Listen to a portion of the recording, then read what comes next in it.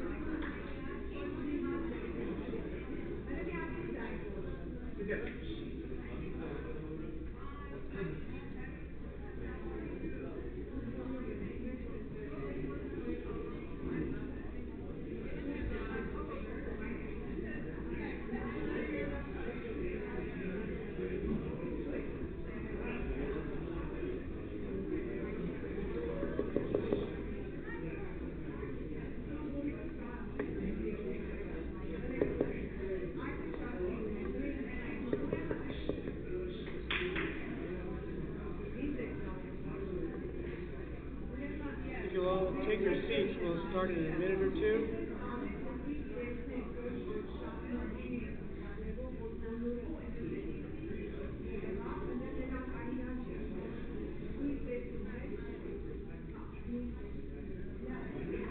If you'll all take your seats, we'll start in a minute or two.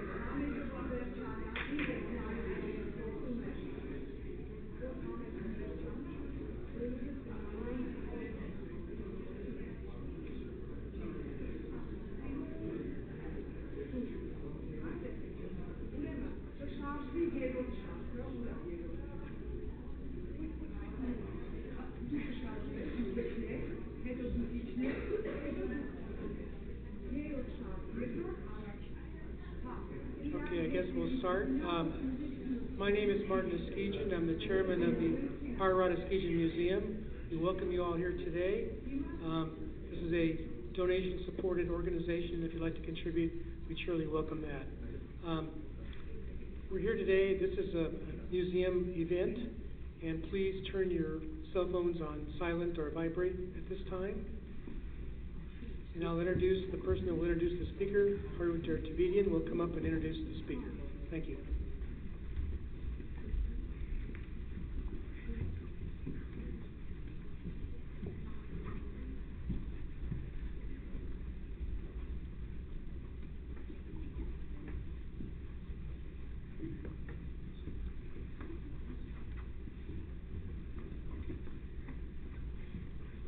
Thank you, Mr. Eskejian.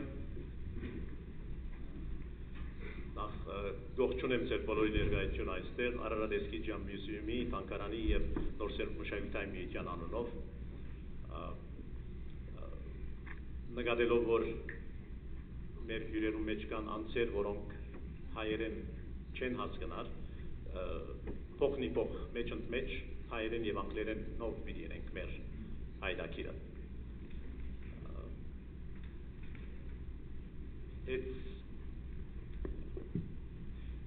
When Maggie asked me to do the opening remarks, I refused initially. Told her that you are the driving force, you have to do it, but then I had to relinquish. And so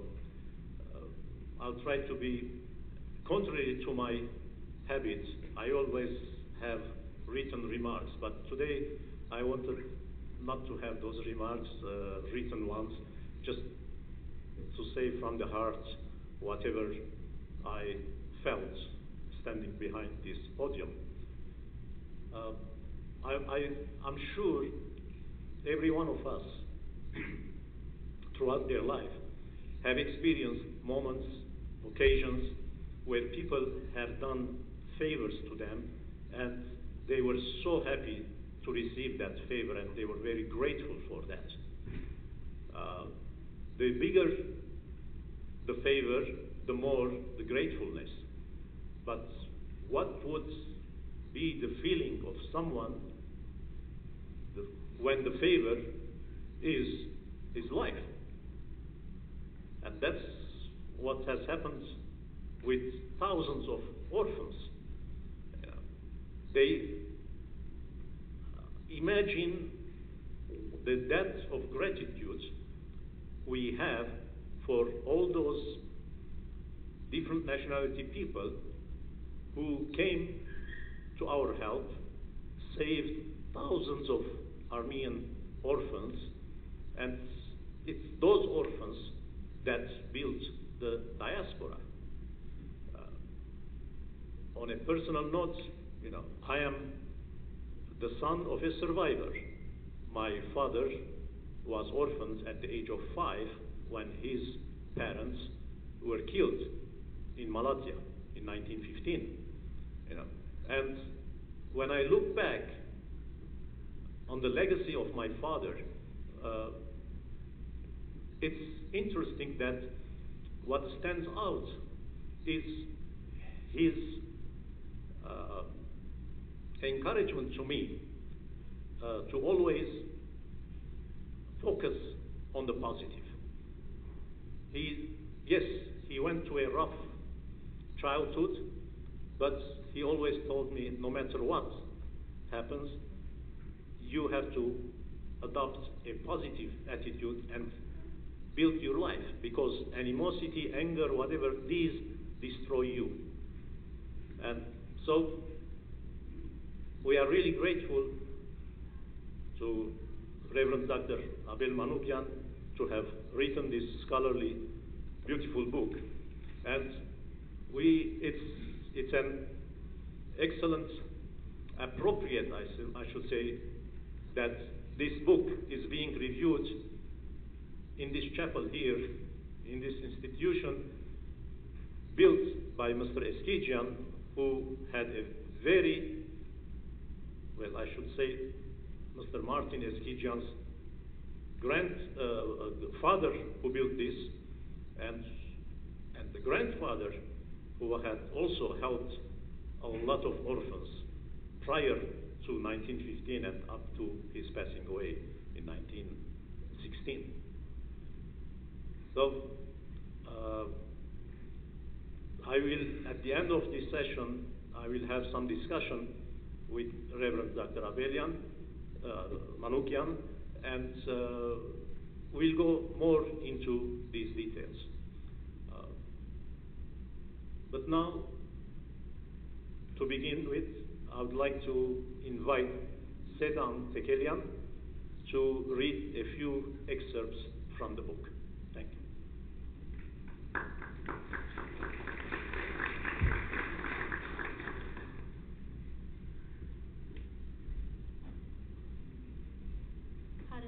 Hello? Can you all hear me? Yeah. Great, thank you. Today, I will be reading from Dr. Manoukian's book, Bearing Witness to Humanity, two excerpts from two eyewitness accounts. The first will be from the perspective of an orphan who grew up in the Swiss orphanage of Sebastia, who recalls what he witnessed during the Hamidian massacres of 1895. The second will be from a correspondence between Miss Araksi Jebedjian, an educated Armenian woman from Marash, who devoted herself to care for the deportees in Deir Zor, and her correspondence with Swiss humanitarian Beatrice Rohner, as she describes the suffering of her people in Deir Zor in 1916.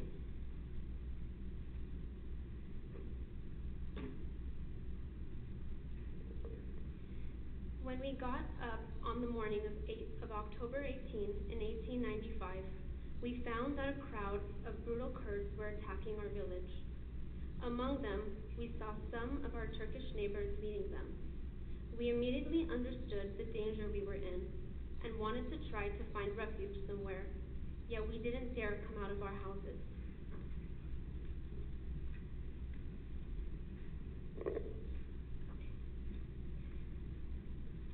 So just to recap, this first excerpt is from the orphan experience from a Swiss orphanage in Sebastia and what he recalls seeing in 1895. When we got up on the morning of October 18 in 1895, we found that a crowd of brutal Kurds were attacking our village. Among them, we saw some of our Turkish neighbors leading them. We immediately understood the danger we were in and wanted to try to find refuge somewhere, yet we didn't dare come out of our houses. When the Kurds saw that we were not coming out, they began to attack our houses. They forced their way into my father's house and tried to kill my father, yet he fled to the roof and from there escaped. In this way, he slipped away from his enemies at that time. On the first day, the Kurds were content to kill a few people and plunder all the houses. In the evening, my father returned home, and we were happy because even though all of our possessions and supplies had been carried off, no one from our family had been killed. During the next 2 days, the Kurds did not repeat their attacks on the village. They simply followed and killed those who had escaped to the mountains in order to flee. When on the third day my father had been to church to pray and just returned, we heard a terrible noise of screaming and yelling, of confusion and panic, and we saw that the same Kurds who had plundered our village 3 days before had returned, armed with axes and clubs. When we saw that it was their intention to kill us, because there was almost nothing else left in the village that could have been stolen, we fled to the house of our Turkish neighbor, who refused to take us into his house. After many unfruitful requests, my father took out his wallet and offered it to the Turks if he would let us stay in his house. He took it and then took my father and put him in a small room up near the roof of the house, while my mother and I stayed with the Turkish woman. I hid myself behind some sacks of flour, but my mother thought that this place was unsafe,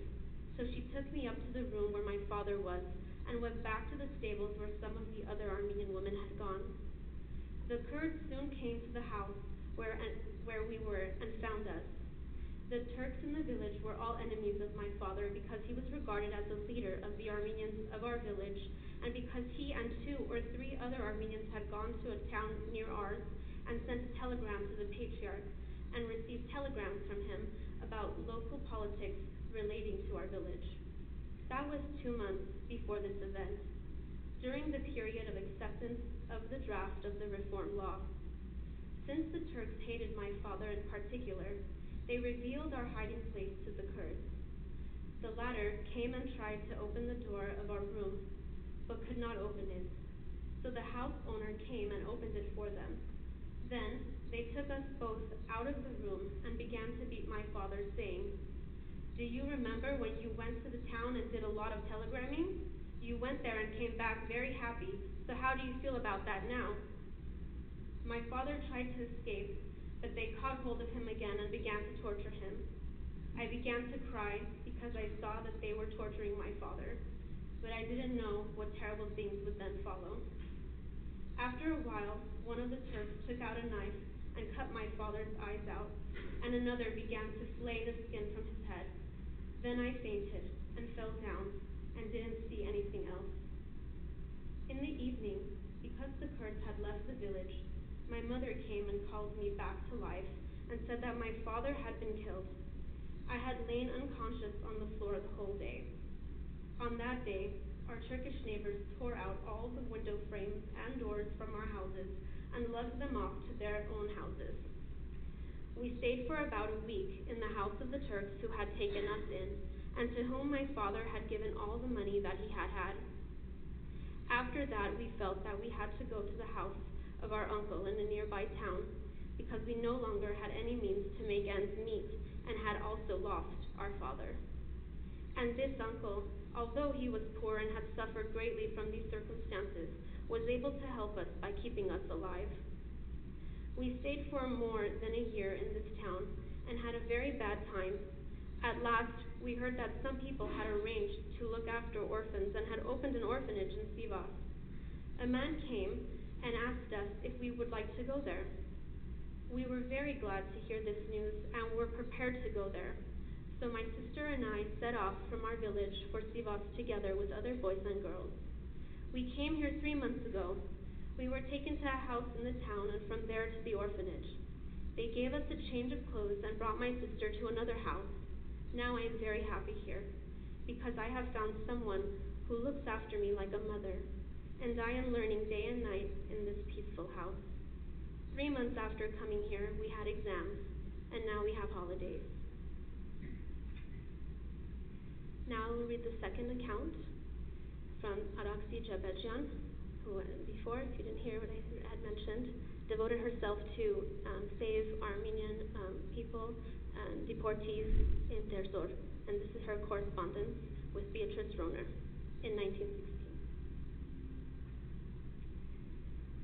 The scale of the work here can be sufficiently described either in words or with the pen. One has to have seen it all oneself. Oh, my dear sister, Derzor needs aid, quite special aid. Please pass on the word. Tell our missionaries that children from their college, young men and young girls, are starving to death here. The sight of them is enough to break your heart. We need hands that can reach out to help, people willing to make sacrifices, faithful to their obligations. Perhaps you will be surprised at this desperate cry for help, yet in making it, I am not thinking of myself, but rather the hordes of children outside who are screaming for bread, thinking of the many pure young girls who are driven by hunger and desolation to seek refuge in the houses at the hearths of Arab men, who are sold to such people for bread, of the women, the mothers who wander around desperately in search of bread for their starving little ones, of youngsters who are so debilitated by hunger that they have aged beyond their years and stagger around using sticks like old people. The responsibility of having seen this compels me to write. A great deal of work is being done here for these very poor people, yet nevertheless it remains far removed what is required. Every day we have to buy back at least 3 to 4 young girls, or they will be sold as rent for the apartment. The number of those who are begging for help is endless. One young boy said to his mother, "Mother, here is the cooking pot and the lid. Why don't you cook us something to eat?" The little one had not eaten anything for days. Another child asked, "Mother, will the time come when I can eat enough again? People are slaughtering and eating stray dogs." An eyewitness told me that he had recently seen a dying man killed and eaten.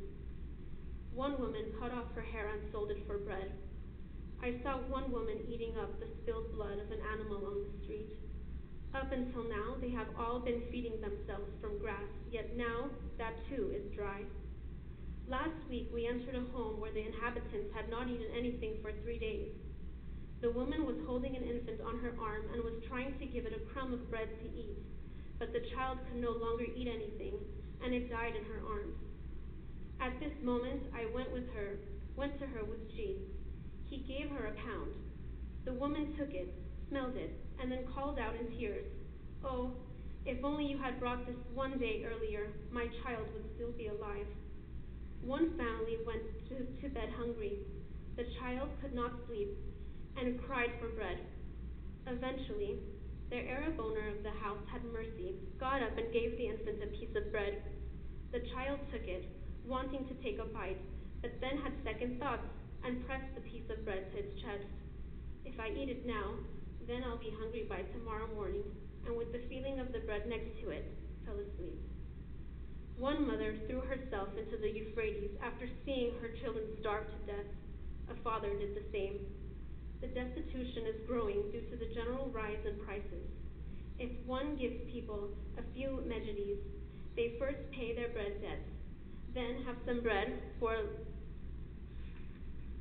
a few days, then hunger returns. If there is somehow some aid, and God wants to avail himself to you and us, then we are ready to make any wholehearted effort. My dear sister, if you could only see now the many women and children that you knew from before, the work that you began here with God's help will bear fruit later. The fruit will exceed your expectations. In the last few weeks, I have visited so many houses with G that we got to know the whole of Derzor and all its poor people. It is not possible to remain wholly concealed. G goes about the work in the morning, at midday, and in the evening. He bears these poor and unfortunate people in his heart and is always risking his own life to save some of them. Thank you.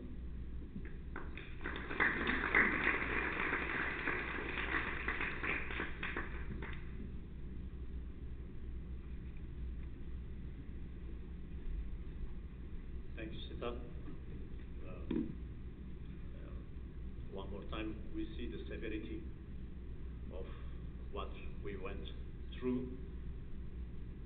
and that also should tell us how grateful we should be to all those who came to our help during those extremely difficult times. It is my honor now to present our main speaker, Dr. Garabet Momjan. Dr. Momjan he got his doctorate from UCLA. He's a historian, academician, translator, I think a few more advisor, but I've known him for several years now, and it is really my honor to have him review the book for us.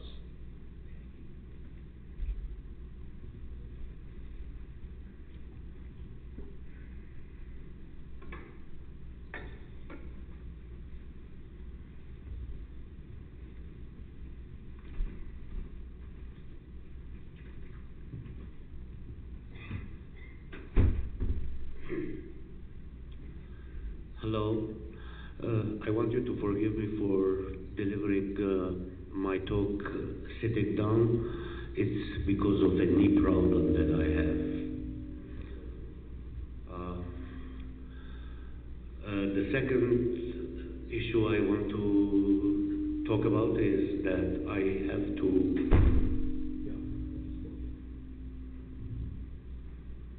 echo. Yeah. Is it okay now? I think he's lowering the volume. Yeah. Here it is, right? Yeah, okay. I want to thank the organizers of this important event.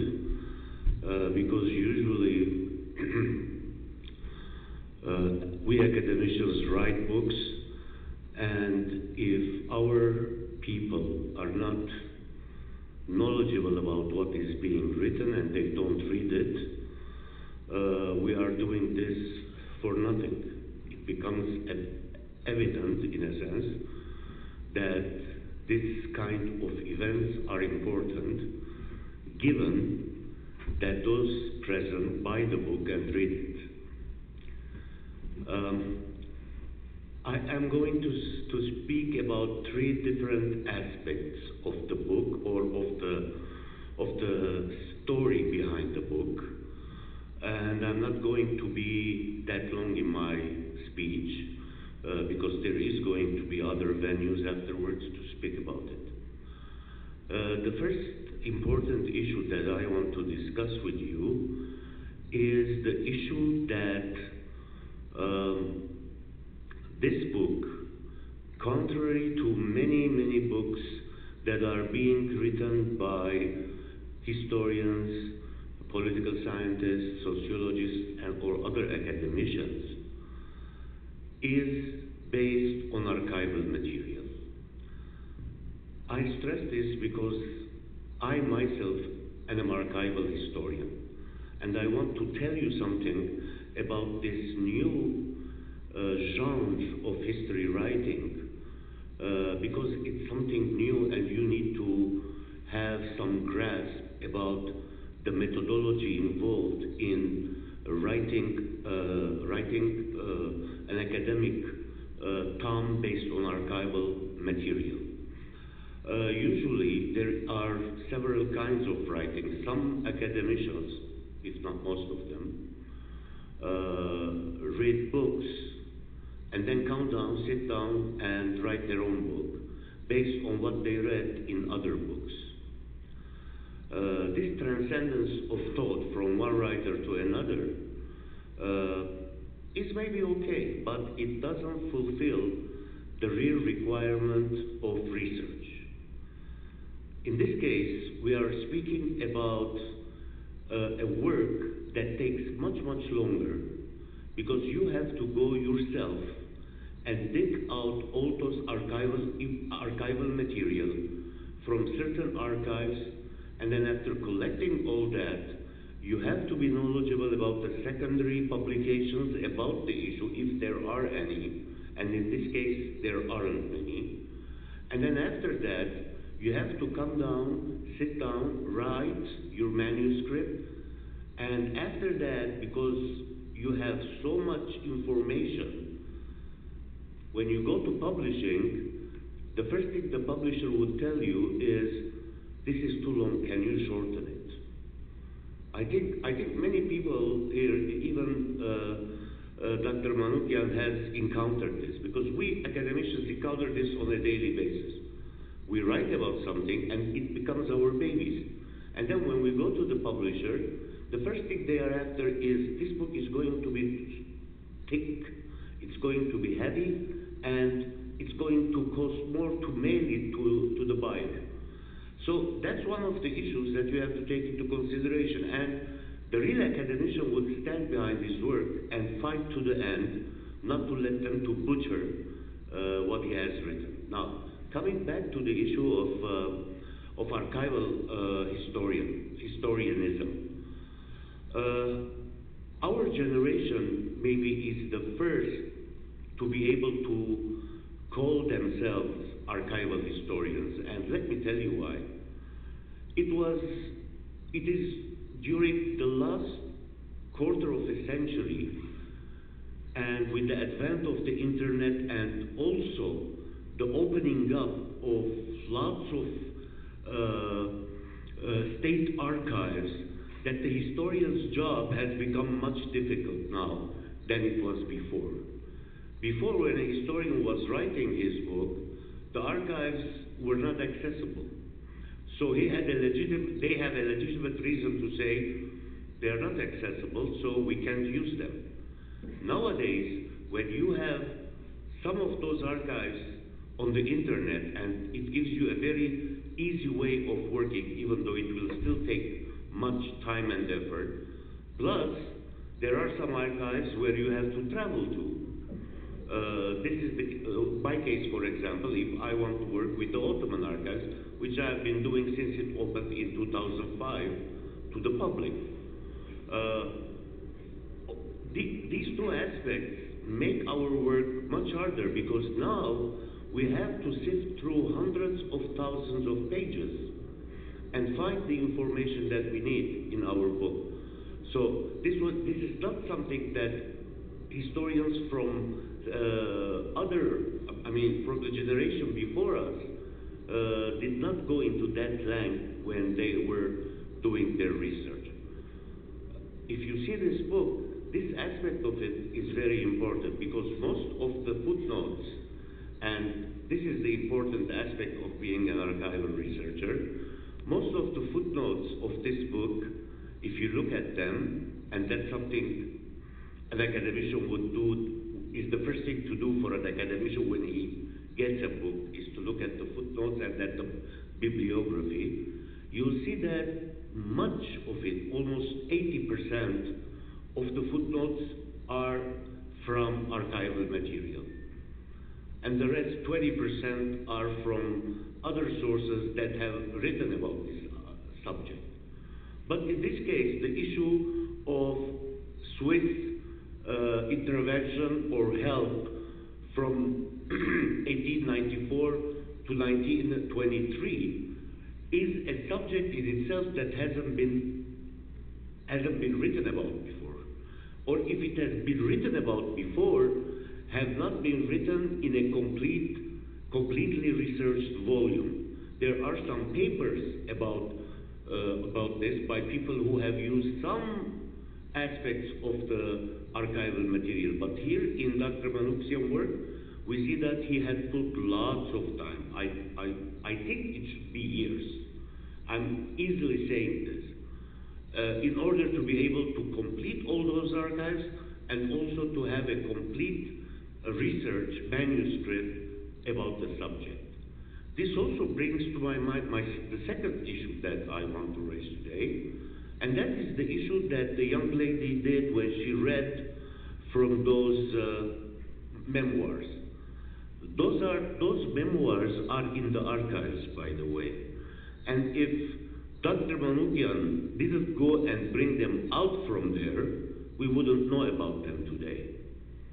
Now, why is it important in this sense too? Because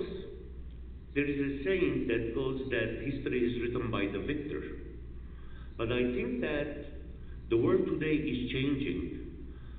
because we, as victims, and not victors most probably in the case of the Armenian genocide, are not relinquishing the right of also being part of writing the history of that period. And this is important because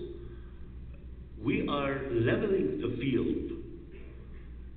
so that it won't be, in a sense, that the victor is writing the history and denialism would thus prevail at the end. We are trying to cut that Gordian knot that is created around the Armenian genocide. And this is very important. This also is part of documenting the phenomenon of Armenian genocide and preparing a dossier. And this idea comes from an Armenian philosopher, Mark Neshanian, who is very adamant in his belief that Armenians have not yet prepared a complete dossier of the Armenian genocide so that it can be represented in any pertinent court of law when it is asked for, when we are suing Turkey for things it did. It is through works like this, archival, because archives at the end are originals. And nobody can say that this archive is fake, because you have brought it out from the original archival context. And that's very important. Imagine that if those archives were not open or didn't exist, how would we know about the story of those two survivors? Think about it.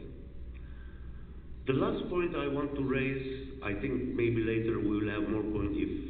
time to answer your questions if there are pertinent things that you want to ask about. In this case,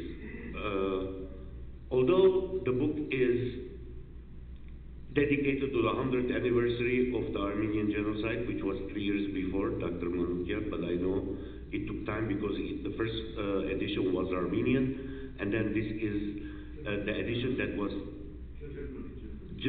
German, sorry. Why did I say Armenian? And this is the English translation of the book. And it's good that you did that because otherwise I wouldn't be able to read the German version. I know many languages, but German is not one of them. The important thing here also is, well,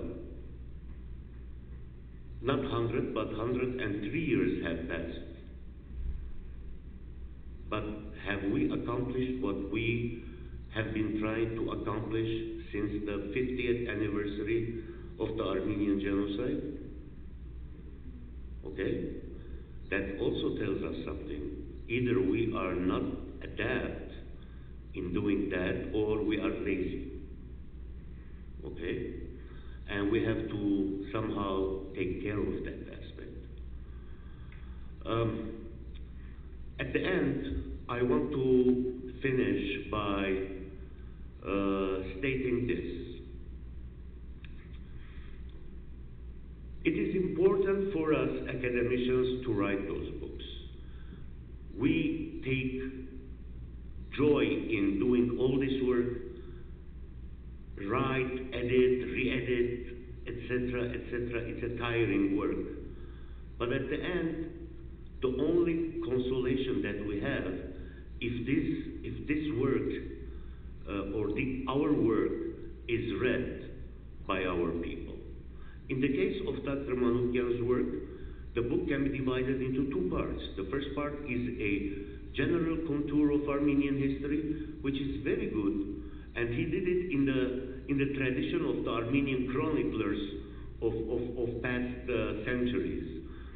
It is very good even to an Armenian who has no particular knowledge about Armenian history. You can read the history of the Armenian people in about 150 to 200 pages. And then you go into the second part, which is the important part. It's about the Swiss intervention, and I think that is something that he is going to speak about. So, bottom line, buy the book and read it, guys. Thank you.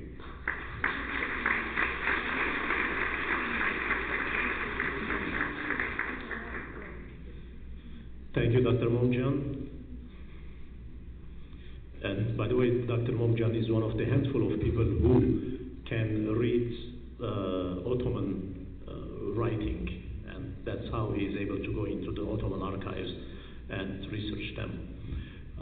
Okay, it is now my pleasure to invite the Ziazan group of Lark Musical Society. We are very appreciative of the excellent work that Lark Musical Society has been doing for the past many years in Los Angeles. Their professionalism is unsurpassed. And on a personal note, the director, Vache Barsumian, was a classmate of mine for 5 years also. Even when we were 13, 14 years old, you could see his professionalism even at that age. So I'm very, very proud that he is doing the work that he's been doing here in Los Angeles. So, Lark Ziazan, please, the stage is yours.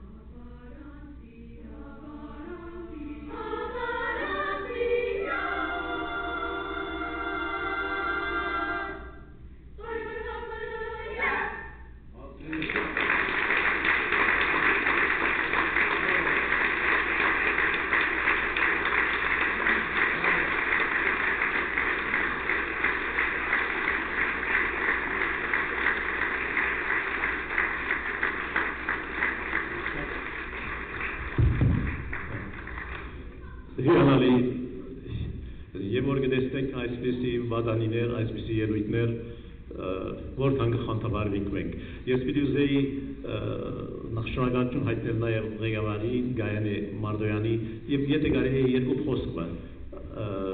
այս ելույթները, երկերը որ ներկայացրեք, ընդհանրապես կոմիդաս կամ այդ մասին եթե երկու խոսք կարելի է։ Անգլերեն կամ It's all right then. Okay, շնորհակալություն նաև կհայտնենք մենք Լարքի տնօրեն Աշոտ Կարկալյանին եւ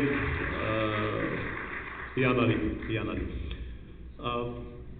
Լավ, այժմ ուզեի հրավիրել մեր դոկտոր Abel Manoukian-ը, որ PowerPoint presentation ունի, բայց նախքան այդ մեկը, եթե կրնամ,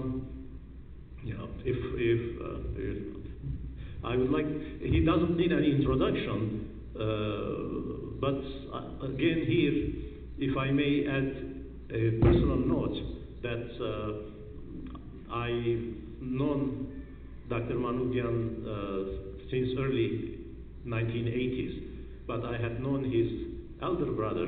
Hagop, with whom we had played soccer back in Lebanon, and his nickname was Alan Ball, after the famous British soccer player. So I met him in Lebanon once, and then when he was doing his doctorate in Austria, and I'm very, very proud to befriend him. We will have, by the way,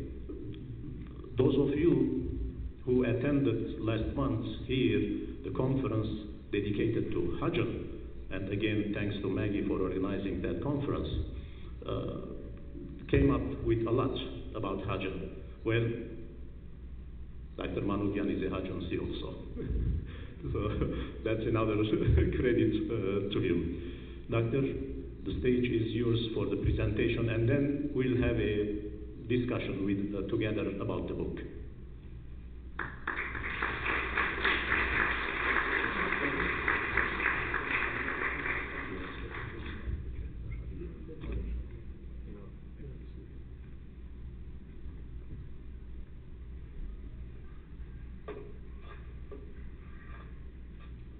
Ուսամ այս բարձրախոսը լավ է և հանգիստ կլսեք։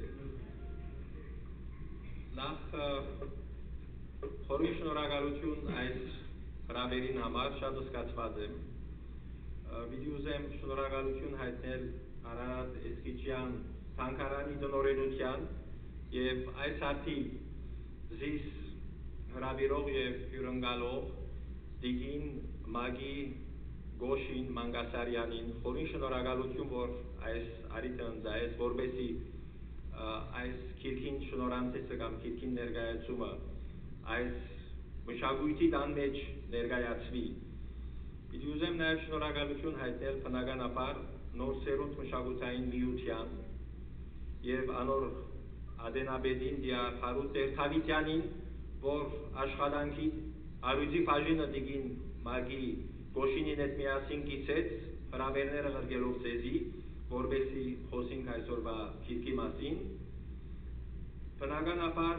շատ զսկացված եմ պատմակետ, պատմաբան դոկտոր Կարապետ Մոմջանին քիրքը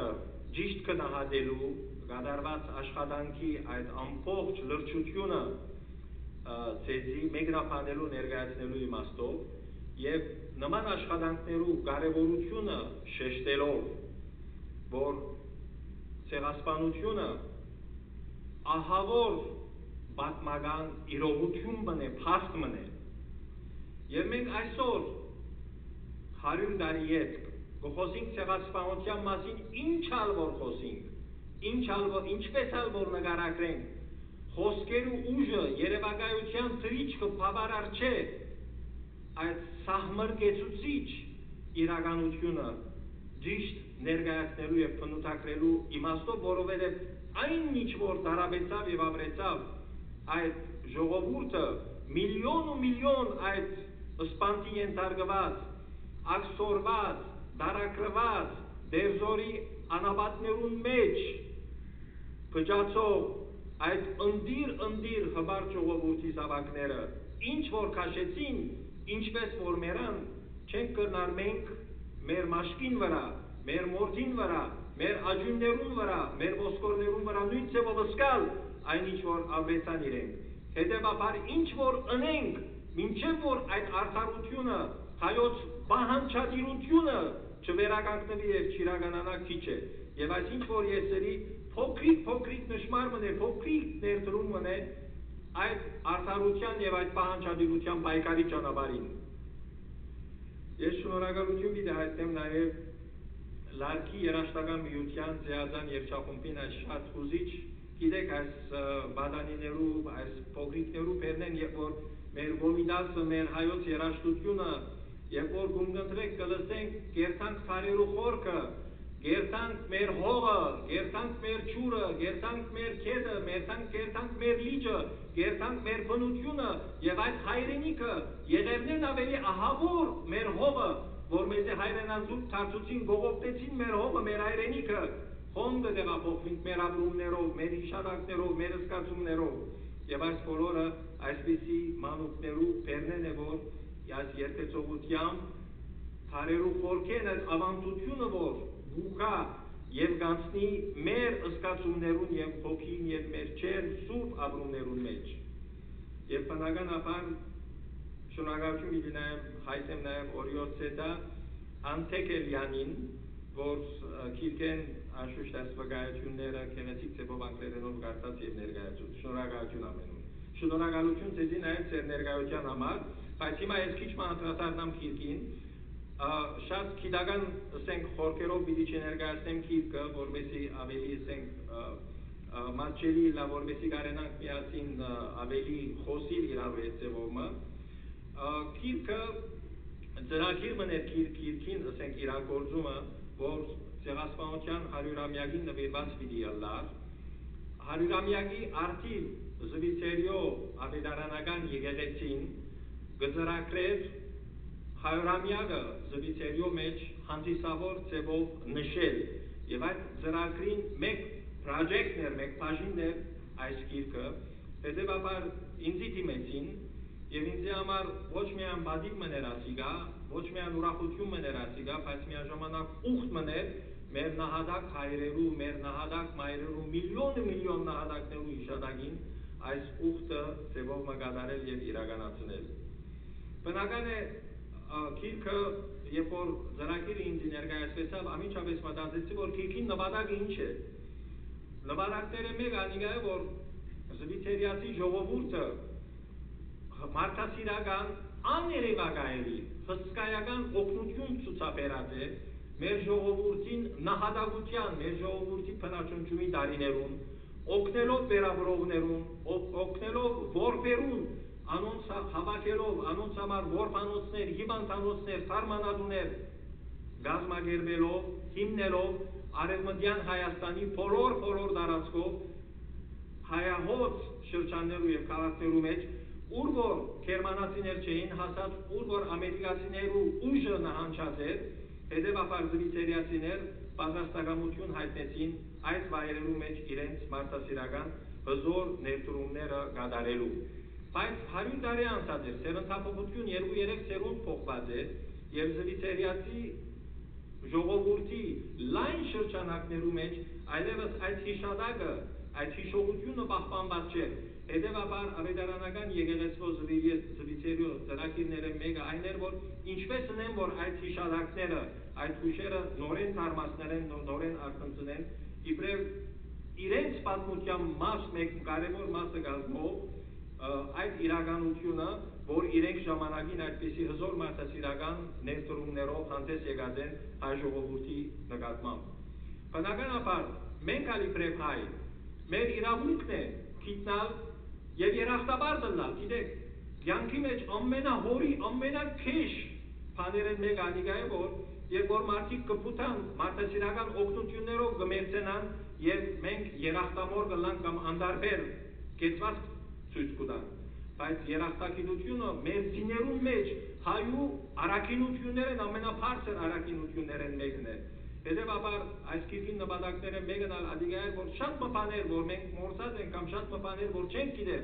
թե զվիցերիացիք թե մարդիկ որոնք բարեսիրությամբ մոտեցած են մեզի մեր անգումի դարիներուն մեզի իրենց աչը իրենց ցերկը գարգարած են որպեսի կարենան մեզի օգտակար լալ անոնց հանդեպ մեր երախտագիտական կեցվածքը ցուցաբերելու այս գիրքի նպատակներն մեկն ալ ադիգայր բայց ինձի համար ամենակարևոր նպատակներն մեկն այն էր պայքարիլ Թուրքիո դոգմի վերածված մերժողական քաղաքականության դեմ ամեն ծևով իրականության աչքերուն մեջ նայելով ասել թե ցեղասպանություն կատարված չէ ասել պատմությունը խեղաթյուրել եւ այդ խեղաթյուրման համար միլիոնավոր դոլարներ կծախսեն ամեն տարի կազմակերպված պետական ծրագիրով որպեսի խեղաթյուրվի պատմությունը որպեսի ճշմարտությունը թաղվի որպեսի լույսը խավարի մեջ խեղդվի եւ հարցայներ որ այնքան պատմական վկայություններ գոյություն ունին արխիվային անհերքելի անմերժելի արխիվային իրականությունները ոչ թե դոկտոր Abel Manoukian դոկտոր Abel Քահանամը գկրե ոչ թե մեզ մեկը գկրե որ թուրք պատմաբանը ելնա ասե որ հայը բնականաբար այսպես պիտի իսե ոչ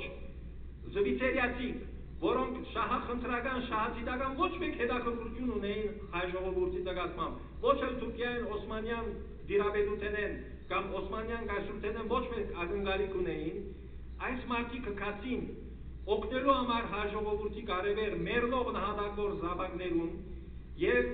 իրենք ականատեսը դարձան հանգարց թե ինչ կկատարվի Արևմտյան Հայաստանի այդ քաղաքներուն այդ գյուղերուն այդ ամբողջ տարածաշրջանի մեջ հետևաբար այդտեղ եղած աշխատած մարդասիրական օգնություններ իրականացուցած միջոցին քրի արինիչ որ տեսան քրեցին իրենց ընտանիքներուն քրեցին իրենց հաստատություններուն եկեղեցիներուն քրեցին իրենց մարդասիրական գազམ་ակերպություններուն եւ իզարմանս ինձ երբ որ սկսա մխրջվել այս աշխատանքի մեջ երբ որ սկսա երթալ շարունակ ամեն օր Ժնևեն թեպի Բեռն, Բեռնեն թեպի Ցյուրիխ, Բեռնեն թեպի Նյոշատել, Բեռնեն չեպքիդեր թեպի Լոզան, ամեն օր երթալկալ եւ որ սկսա արխիվային այդ նյութերուն մեջ թաղվել, զարմացա որ այնքան բան բահված եւ պահպանված է եւ ըսկանչացում եւ հիացումը զվիցերիացի ժողովրդին, որ ջնշող մեծամասնություն այդ վկայություններուն պահպանված են ֆրանսերեն, գերմաներեն եւ իտալերեն լեզուներով։ Ամեն ինչ կա, ամեն ինչ խնամած են, բادرդած թուղթերը նույնիսկ նորոգած են, ամեն ինչ համահավաքած են, ամեն ինչ համախմբած են, ամեն ինչ հadoop թղթածրարներու վերածած են, կմնա որ պետք է գիտնականը, պետք է պատմապանը, պետք է ցեղասպանակեցումը մոդենապանա եւ սկսի գարտալ ուսումնասիրել։ Այս գիրքը իրականացնելու համար 3000 փաստաթուղթ նկատի ունեցած է։ Բնական է որ 3000 նյութերն ալ վերամշակած չեմ այս գիրքի մեջը, որովհետև այս գիրքով վերջակետ տրված չէ, այս գիրքը ընդամենը ստորագետ մնե մեր հայկական հարցին եւ բանջարության։ Այնքան հնելիք գործ կա, այնքան հրատարակելի գործ կա, այս մարդասերները, որոնք այնտեղ կացած եւ աշխատած են, անոնց նամակները Աստված առողջություն թողնա, ուժ կարողություն մեկիկ պիտի հրատարակեմ այդ բոլորը, իրենց բնակիրներով եւ համապատասխան թարգմանություններով, որպեսզի աշխարհը գարտա հասցեագիրը առաջին հերթին մենք չենք հասցեագիրը օդարն է, գերմանացին է, զվիցերիացին է, ավստրիացին է, ամերիկացին է եւ մյուսներն են, ֆրանսացին է, որպեսզի տեսնան, թե այսօր 100 եւ ավելի տարիներ առաջ ինչ սահմռկեցուցիչ ահավոր ոչիրը եւ անարդարությունը կատարված է հայ ժողովրդին դեմ։ Եվ մխիթարություն ինձ ասեմ, ուրախություն ունեի իմ ճշտոնից վերումով, մարտ 27-ին եւ քիրքից մեջ վերջավորության ապինդեքս մգա եւ ասենք վերջապանին մեջ շնորհակալություն կհայտնեմ այս ամբողջ քիրքի նպատակը նաեւ շնորհակալություն հայտնել է երախտագիտություն արտահայտել է զվիցերիացի մարդասեր բարի այդ ժողովրդին նկատմամբ եւ մարտ 27-ին փոքրիկ ուրեմն մեր պրեզիդիումին էլ հանդիպում ունեինք համադաշնության զվիցերիո նախագահին հետ դոկտոր Ալեն Մեղտեի հետ Եվ ես նախորդ նախարարություն կամ երկարողարություն տեղեկացուցած էի, որ այսպիսի նոր գիրք հրատարակած եմ, եւ պիտի ուզեի բարոն նախագահին նվիրել, եւ երջանկության մոտեցա իրեն, եւ գիրքը փոխանցեցի իրեն, եւ ինքը ուրախությամբ գիրքը ցերկը արավ, դեպիակ էր որ արդեն որ նման գիրք պատրաստ է, գիրքը արավ նայեցավ եւ ասավ, որ դոկտոր Մանուկյանը ասավ, ահագին կոր դրած եք դուք սվիցերիո համար։ Իրեն ասի, որ բարոն նախագահ ահագին կորձը մարդասիրական ժամանակին 100 տարի առաջ դուք ըրիք մեր ժողովրդին համար, այսօր ես այդ ժողովրդին նահատակված ժողովրդին վերաբրող զավակներ եմ մեկն եմ, ասիկա համեստ շնորհակալություն մնե երախտագիտական զգացումներու, համեստ արդայնություն մնե զվիցերիացի մեծ ժողովրդի նկատմամբ։ Ես շատ խորհրդանշում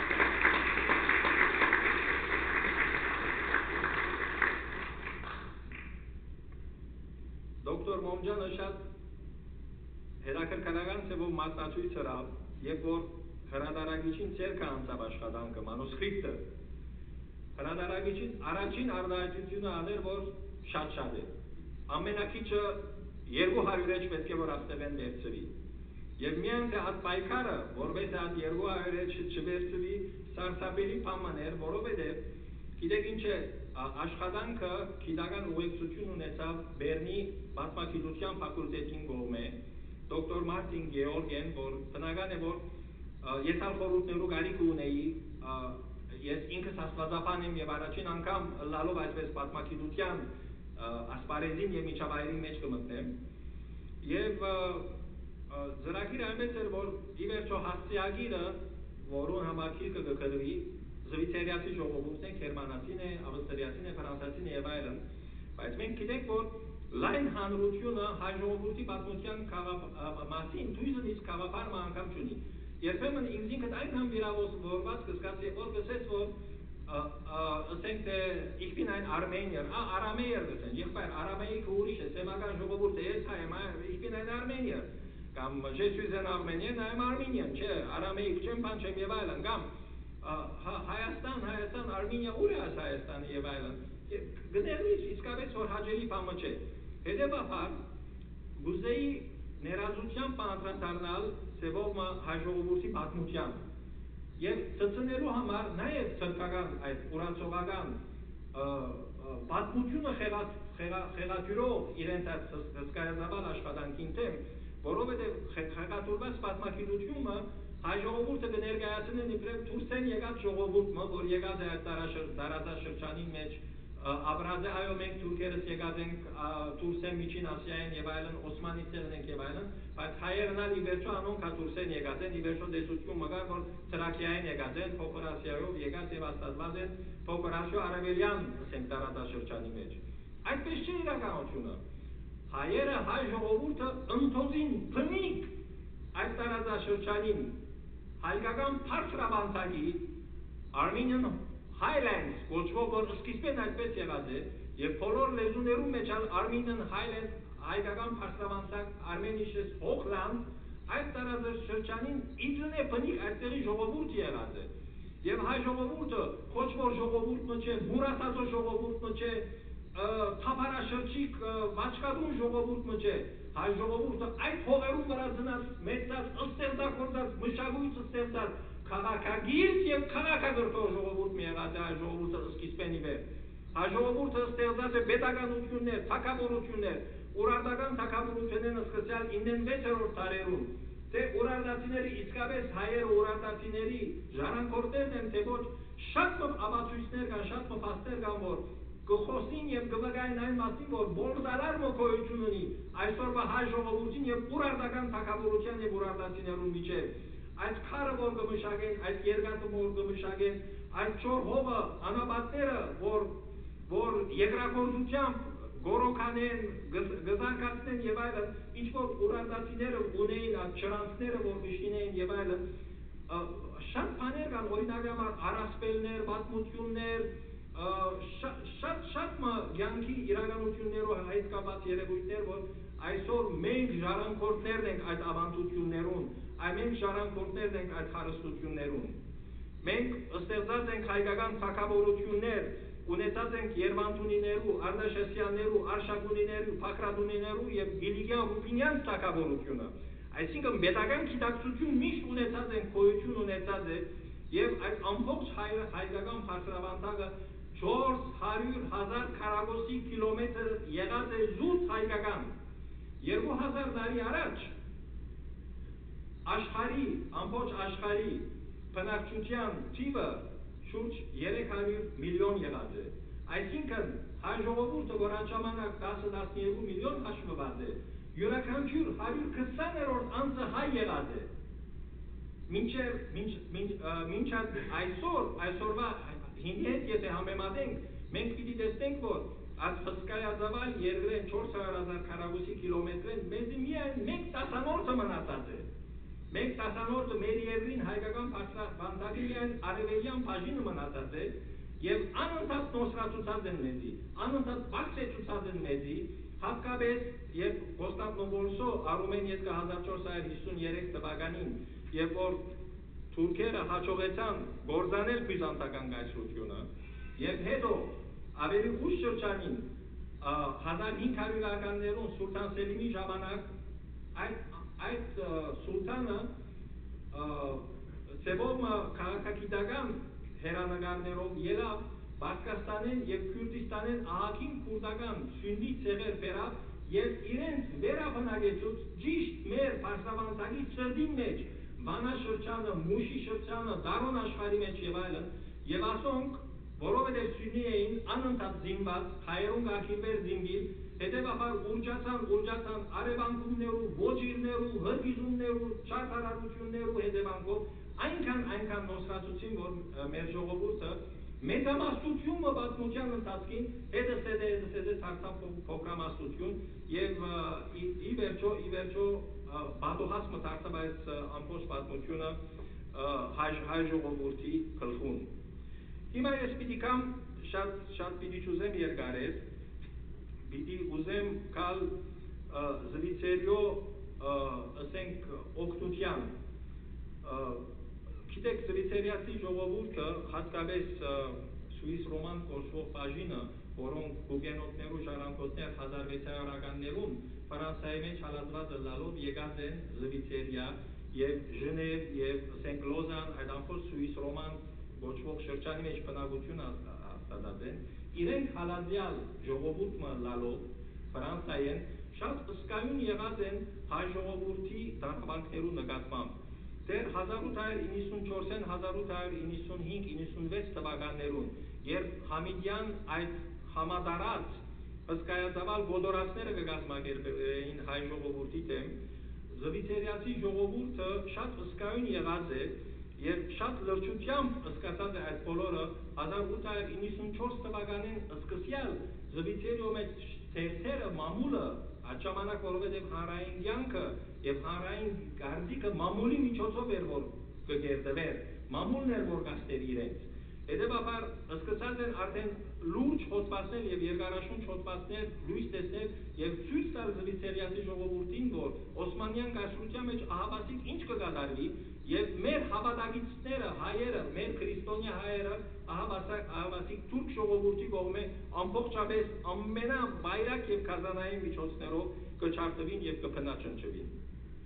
Եվ հատկապես Սասունի, Զեյդունի, Կոստանդնուպոլսո, Ագնի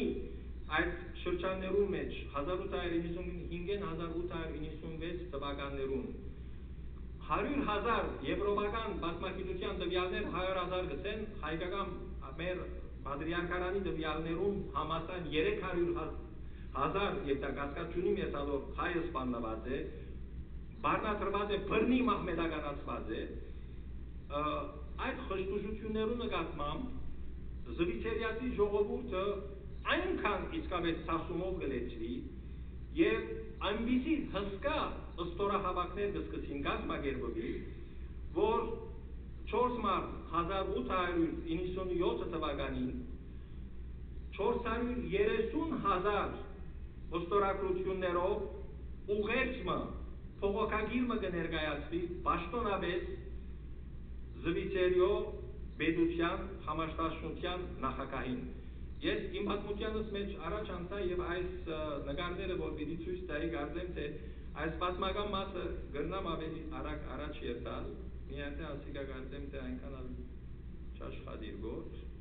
մեկ բարգան ներողություն, ինչու չաշխատիր գործ, չլարուր, կներեք ներողություն,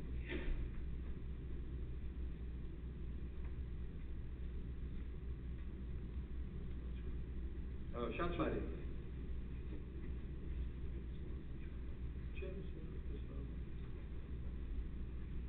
այս պատմական մասը ես ուրեմն պիտի հարաճանամ պարզապես և պիտի կամ այս ստորահավաքներում զվիցերյո մեջ 1895-96 թվականին սկսյալ գիտեք զվիցերյան 4 պաշտոնական լեզու գոյություն ունի դեռ այդ ժամանակ ռոմանշը պաշտոնական լեզու, պետական լեզու հայտարարված չէր 3 լեզու իտալերեն, գերմաներեն և ֆրանսերեն կանտոններու համաձայն 3 այսպես ստորահավաքներու ցանկեր պատրաստված են և ամբողջ մեծ քաղաքներու մեջ, փոքր քաղաքներու մեջ Ցյուրիխ, Ժնև, Նյոշատել, Բեռն, Գրաուբյունդեն եւ այլն ամեն դեպ զվիցերյո հայերու այդ օգնող մարդասիրական գազագերբությունը այնպիսի հսկայական ցույցերով, այնպիսի փողոքարկումներով զվիցերյո հանրային կյանքի էական ամենակարևոր մասը դարձած է այս ստորահավաքները եւ այս փողոքարկումը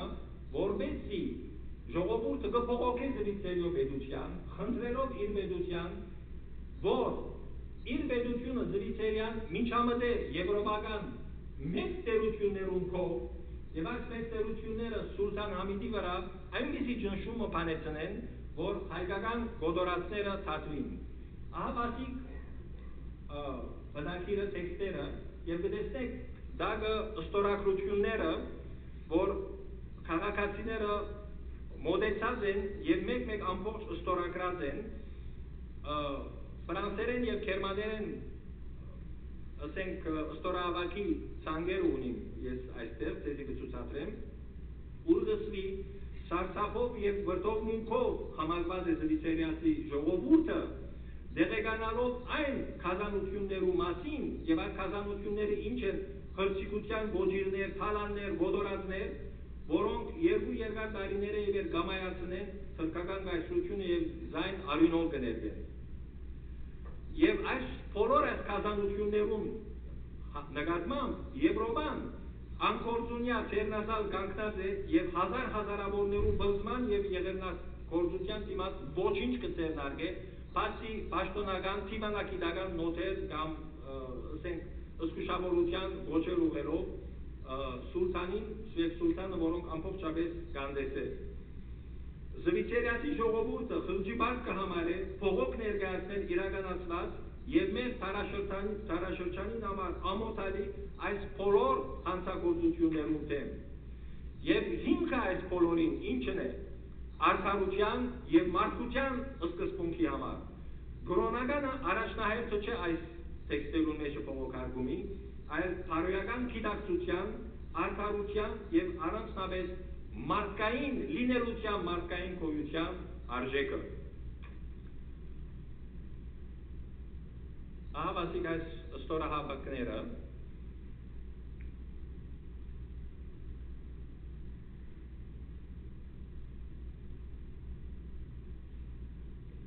1897 թվականի մարտի 4-ին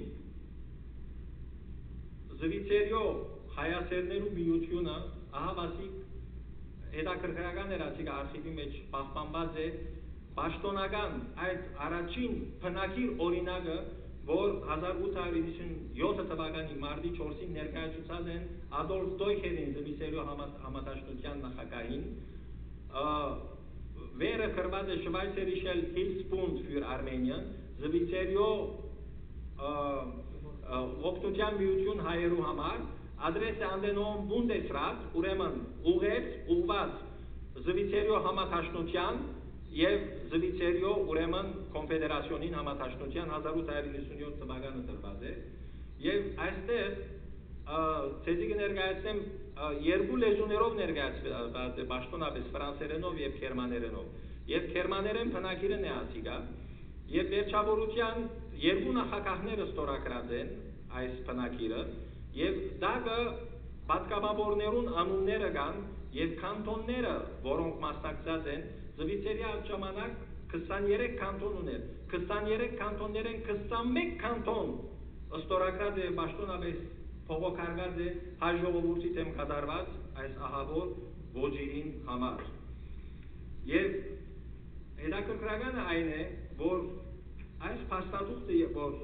ասենք մոդիկեն ուսումնասիրենք, այնտեղ առաջին հարցը, որ Բերլինի ասենք Բերլինի վեհաժողովի 61-րդ հոդվածը ուրգսվի, որ բարձրդուրը հանցնկարն է հայաբնակ բայրերու մեջ անհաբաղ իրագործել տեղական պահանջներեն բարեփոխումներ եւ ապահովել հայերու անվտանգությունը քյուրդերեն ու չերքեզներեն։ Հետո գիտեք, որ նույն թվականին անգլիացիների Մեծին Բրիտանիա եւ Սուլթանի միջև քաղաքնի պայմանակիրը, Կիպրոսի պայմանակիրը ստորագրվեցավ, եւ Սուլթանը այնքան խորամանկ դիվանագետ մեկը էր, որ Կիպրոսը անգլիացիներուն ոսկորը լալով իրենց նվիրեց, որովհետեւ անգլիացիները ռուսերուն եւ մյուսերուն դեմ Թուրքիան, ասենք Օսմանյան կայսրությունը պաշտպանեն։ Եվ անոր մեջ գսվի, որ այո, բարեփոխումներ պիտի կատարվին Օսմանյան կառավարության մեջ, որպեսզի քրիստոնյաներ եւ ուրիշ քաղաքացիներ ավելի ապահովված եւ բարձր դրան նպատակները պաշտպանված լան, բայց իրողությունը ադիգա որ այս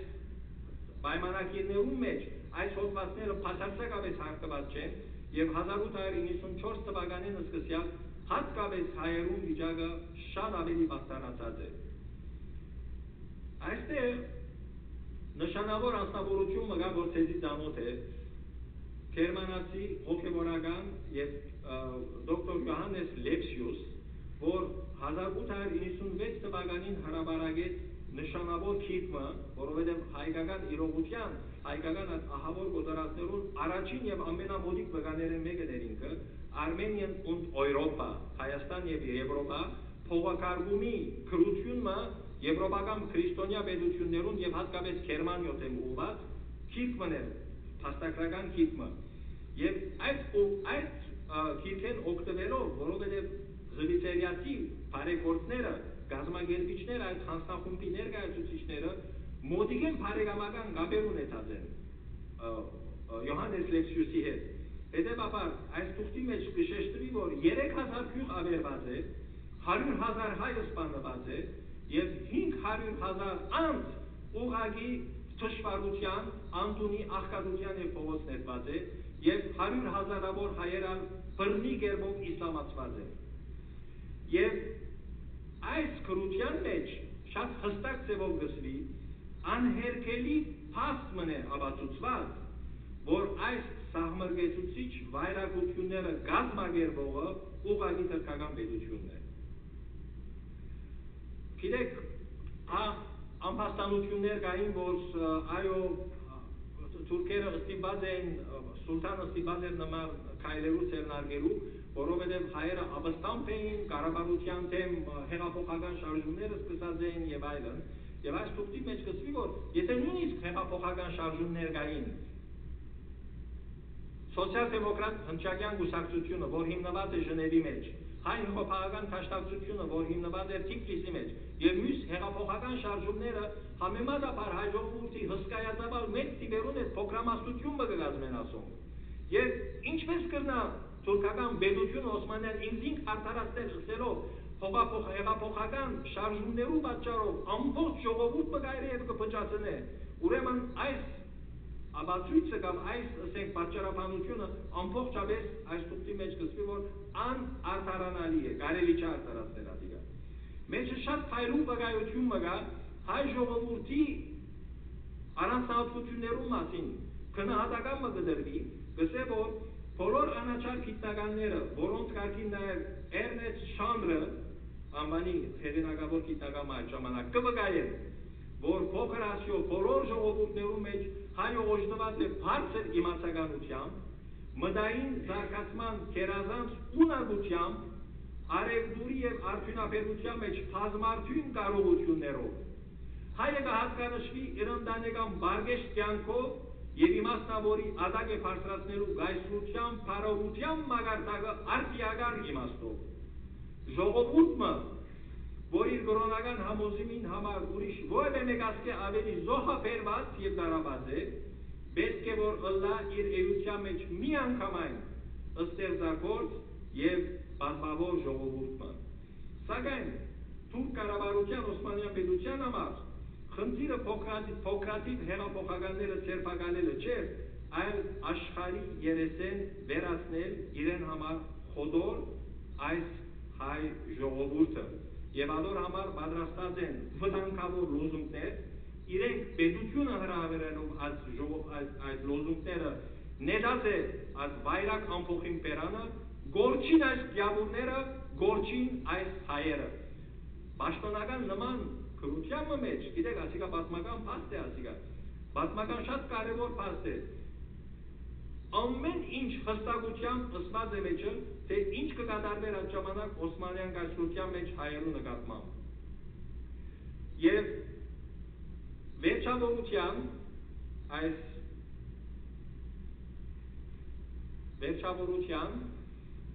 երեք կետերը փաղկացյալ ուղերձի մեջ բանացևը կներկայացվի, եւ այս բանացևն շատ կարևոր է, այսինքն պետութենեն կպահանջեն հետևյալները. Թաշանություններուն, որոնց հայ ժողովուրդը ավելի քան 100,000 անդամներ զոհ դարձան թրքական կառավարության հիմնական մեղքով, սարսափելի ոչիր մնե մարդկության թեմ, crime against humanity։ Ուրեմն, սարսափելի ոչիր մնե մարդկության թեմ, եւ թվականը նայեցեք 1897-ին արդեն գծվի, որ crime against humanity։ Զվիցերիացի ժողովուրդը պետք է իր ցայնը բարձրացնե, հրադապ ոչ ուղելով եվրոպական մեծ պետություններու խղճին,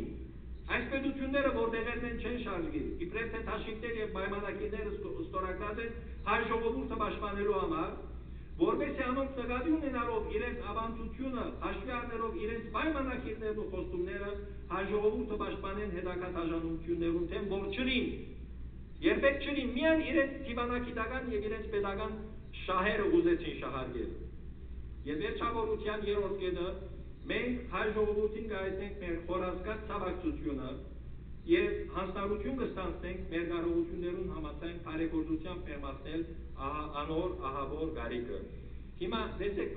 ես կուզեմ ասկետին վրա քիչ մգենալ, որովհետեւ շատ կարեւոր է crime against humanity։ Բնական է, ուղերձը չէր կրնալ ցեղասպանություն, genocide Փարագավակցության հորինում են 51 տարի առաջ զայն օգտագործել իր փանացելի առաջին կետին մեջ։ Սակայն այն փորձած է հայ ժողովրդին թեմ իրագործված զանգվածային կոտորածներուն նման բնորոշում մտալ եւ նույնքան կարեւոր եւ միանշանակ կհամապատասխանե ողբերգական իրողության crime against humanity ոչիր մարդկության թեմ։ Հետաքրքրական է, որ 24 մայիս 1915 թվականին Անտան ռազմաքաղաքական թաշինքը ներկայացնող երեք մեծ տերությունները Ռուսիան, Մեծ Բրիտանիան եւ Ֆրանսիան հայերու թեմ գործված զանգվածային կոտորածներու եւ դեղանություններու առնչությամբ Կոստանդնուպոլից կհղեն փողոքակիրը, որում մեջ Օսմանյան կառավարությունը կամ կառավարության անդամները կմեղադրեն, այսինքն երիտթուրք ղեկավարությունը մարդկության եւ քաղաքակրթության թեմ ուղղված հանցագործության մեջ, նորեն crime against humanity։ Միայն 1948-ին էր, որ դեկտեմբեր 9-ին Միացյալ Աշխարհի համագումարի մեջ Ռաֆայել Լեմկին ներմուծեց, ստեղծեց ուներ արտենադիգա, այնտեղ բոլորը ընդունեցին genocide ցեղասպանություն եզրը այսպիսի ոչիրներու ասենք համապատասխանող։ Ես այլևս շատ պիտի չուզեմ երկարել արագ պիտի ուզեցի այս գետերուն վրա գնալ, գիտեք, որովհետև շատ կարևոր են։ Զվիցերիա, դուք բոլորս գիտեք, որ չեզոք երկիր մնե, իր քաղաքական սկզբունքը չեզոքության սկզբունքն է։ Եվ պետությունը այդ չեզոքութենեն մեկնելով չէր կրնալ ուրիշ սուվերեն պետությամը ներքին գործերով խառնվի։ Եվ այդ ժամանակ պետությունը անընդհատ այդ սկզբունքին վրա գարչած մնաց, հակառականոր որ Զվիցերիո ժողովրդին կարևոր, գիտեք, կես միլիոն հոգի Այսինքն 430,000 ստորագրություններով հեղինակավորված ուղերձ որ կներկայացվի պետության եւ ընդամենը 22 օրվա մեջ այդ 430,000-ը 450,000 ստորագրությունների թվականակը գանցնի եւ պետությունը ստիպած կլա գարչիլ դեր իր չեզոքության սկզբունքին վրա, բայց մյուս կողմեն պետությունը լայն դուր փածավ, որովհետեւ զվիթերիացի ժողովուրդը կոնե մարդասիրական օգնություններով կուտայ հասնի հայ ժողովրդին։ Եվ այդ ժամանակվա նվիրատվությունները, որ եղած են, ասիկա օրինակի համար Ուիլյամ Փիթ, ամերիկյան միսիոնարական Կոստանդնուպոլսո կենտրոնի բարիչն էր, եւ իմիջայլոց ասեմ, որ 1830-ական թվականներին ի վեր ամերիկացիները ահագին տարածված ցանց ստեղծած էին Արևմտյան Հայաստանի մեջ եւ 20 կենտրոններ ունեին Արևմտյան Հայաստանի հայահոծ, ասենք, քաղաքներու մեջ եւ առաջին որփախնամության աշխատանքները եւ գոդարածները, որ եղան առաջին ցայն բարձրացնողները փողոքական աշխարհի մեջ ամերիկացիներն էին։ Ամերիկացիներն ամիջապես անցավ Անգլիա, Ֆրանսա եւ այդպես է որ եկավ 1894-95 թվականներուն Զվիթերիա։ Վահաբասիկ այս ասենք ստացակիրներն են, որ այդ ժամանակ դրամական փոխանցումներու կամ դրամական ընդունումներու դիմացկուտային եւ հետաքրքրական պատմությունը, որ արխիվի մեջ, Նյոշատելի արխիվի մեջ տեսանցավ, այս քաղաքներու մեջ ամենտեղ սեղանիկներ դրած էին, եկեղեցիներու սրահներու մեջ, եկեղեցիներու մեջ, հանրային, ասենք, մշակութային սրահներու մեջ ամենտեղ օգնություն կհավաքեին հայ ժողովրդի համար եւ զվիթերիացի ժողովուրդը հարուստ են նույնիսկ տրամադուները, գազագերբված տրամադուները, Պիկտե բանկը եւ ուրիշներ անընդհատ այս, ասենք, օգնությունները կփոխանցեին այս գազագերբության այցերներու, որովհետեւ հայ ժողովրդին հասնին եւ ամենահուզիչը ինձ համար Նոշատելի այդ որ թուղթերը արխիվային գտերտեի անդրադարձա պատմությանը եւ մոդեցած է այնտեղ դեպած սեղանիկիմը, որ հանքանակություններ կհավաքի հայ ժողովրդի համար, մոդեցած է երիտասարդ դիգինը, երիտասարդ օրիորդը ասենք, եւ ասած է որ շատ հուզված եմ, ուզեմ օգտակարել, բայց ես դրամ չունիմ։ Երեք նշան վեցա, նշանլուկի մադանից է որ կուտամ որցեցի, թող հայ որկմը հաց ուտե, եւ այդ նշանլուկի մադանին վրա պլտիկ ատամանքի կարմը կա, ադի հանած է, ուրեմն մեկ ամբողջ արձանակ տված է, հանած տված է այդ օրորդը, որ որկուկ մուկոն է անոթի սովալուկ չմերնի եւ հաց ուտե։ Ահավասիկ տեսեք այստեղ 15 զվիթերիական գազագերբություններու անուններ կան, որոնք 1895-96 թվականին մինչև դեռ 1923 թվականը եւ հետեւյալ տարիներուն կորզած են աշխատելով հայ ժողովրդի համար, բոլորը մեկ գոյություն չեն ունեցած, նույնիսկ երբեմն միություններ, որոնք ժամանակին համապատասխանելու համար իրենց անունները փոխած են, որովհետեւ համապատասխանեն, ասենք, համագերբին ժամանակին եւ 15 կարևոր գազագերբություններ են, որոնք բոլորն Արևմտյան Հայաստանի մեջ դեռ այդ ժամանակ 1895 թվականին սկսյալ 1915 ցեղասպանության տարիներուն եւ հետեւյալ տարիներուն Լիբանանի մեջ, Ղազիրի մեջ, Հունաստանի մեջ եւ տարբեր վայրերու մեջ օգտակար հանդիսացած են մեր ժողովրդին։ Ասոնք հոս այս գլխավոր քաղաքներն են, ուր զվիթերիացիները իրենց մարդասիրական օգնություններու ներդրումները բերած են, կտեսանք, որ Սեբաստիա, Գյումրին, Խարպետ, Մարաշ, Այնտալ, Աջոն, Մարզվան, Բրուսա, Բարդեզակ, Կոստանդնուպոլիս, Ուրֆա, Գեսարիա, Զինջիդերը, Գեսարիայի մոտ տեղմն է, որ Մարիա Գերբը, փոփ խոշոր որբանոցմա հայոց համար հաստատած է, Պարսկաստանի մեջ օրինակի համար Խորմ, Ուրմիա եւ Սալմաս Մարգիրոս Պիրանյան անունով անձնավորությունը, զվիթերիացի ուրեմն մարդասեր օգնողներու հետ միասին Երուսաղեմի մեջ բնեն զվիթերիա արդեն Բեյրութ, Հունաստան այստեղ պետք է նկատի ունենալ նաև Արաբգիր։ Եվ ասոնք զվիթերիացի քաղաքացիներն են, զվիթերիացի մարդասերները, որոնք երկու տարբեր գազագերբություններու մեջ, որովհետև Յոհաննես Վեցիուսը Օրient միսիոնը հիմնած էր եւ Էմսլովանը ուրիշ գերմանական մարդասիրական գազագերբություն հիմնած էր հայերու համար։ Այս 17 անունները, որոնց մեջ ձեզի հանրազանոց ձեր եւ դիգին Քյունսլերները կան, Յակոբ Քյունսլեր եւ Էլիզաբետ Քյունսլեր, հետո Անդրեաս Վիշեր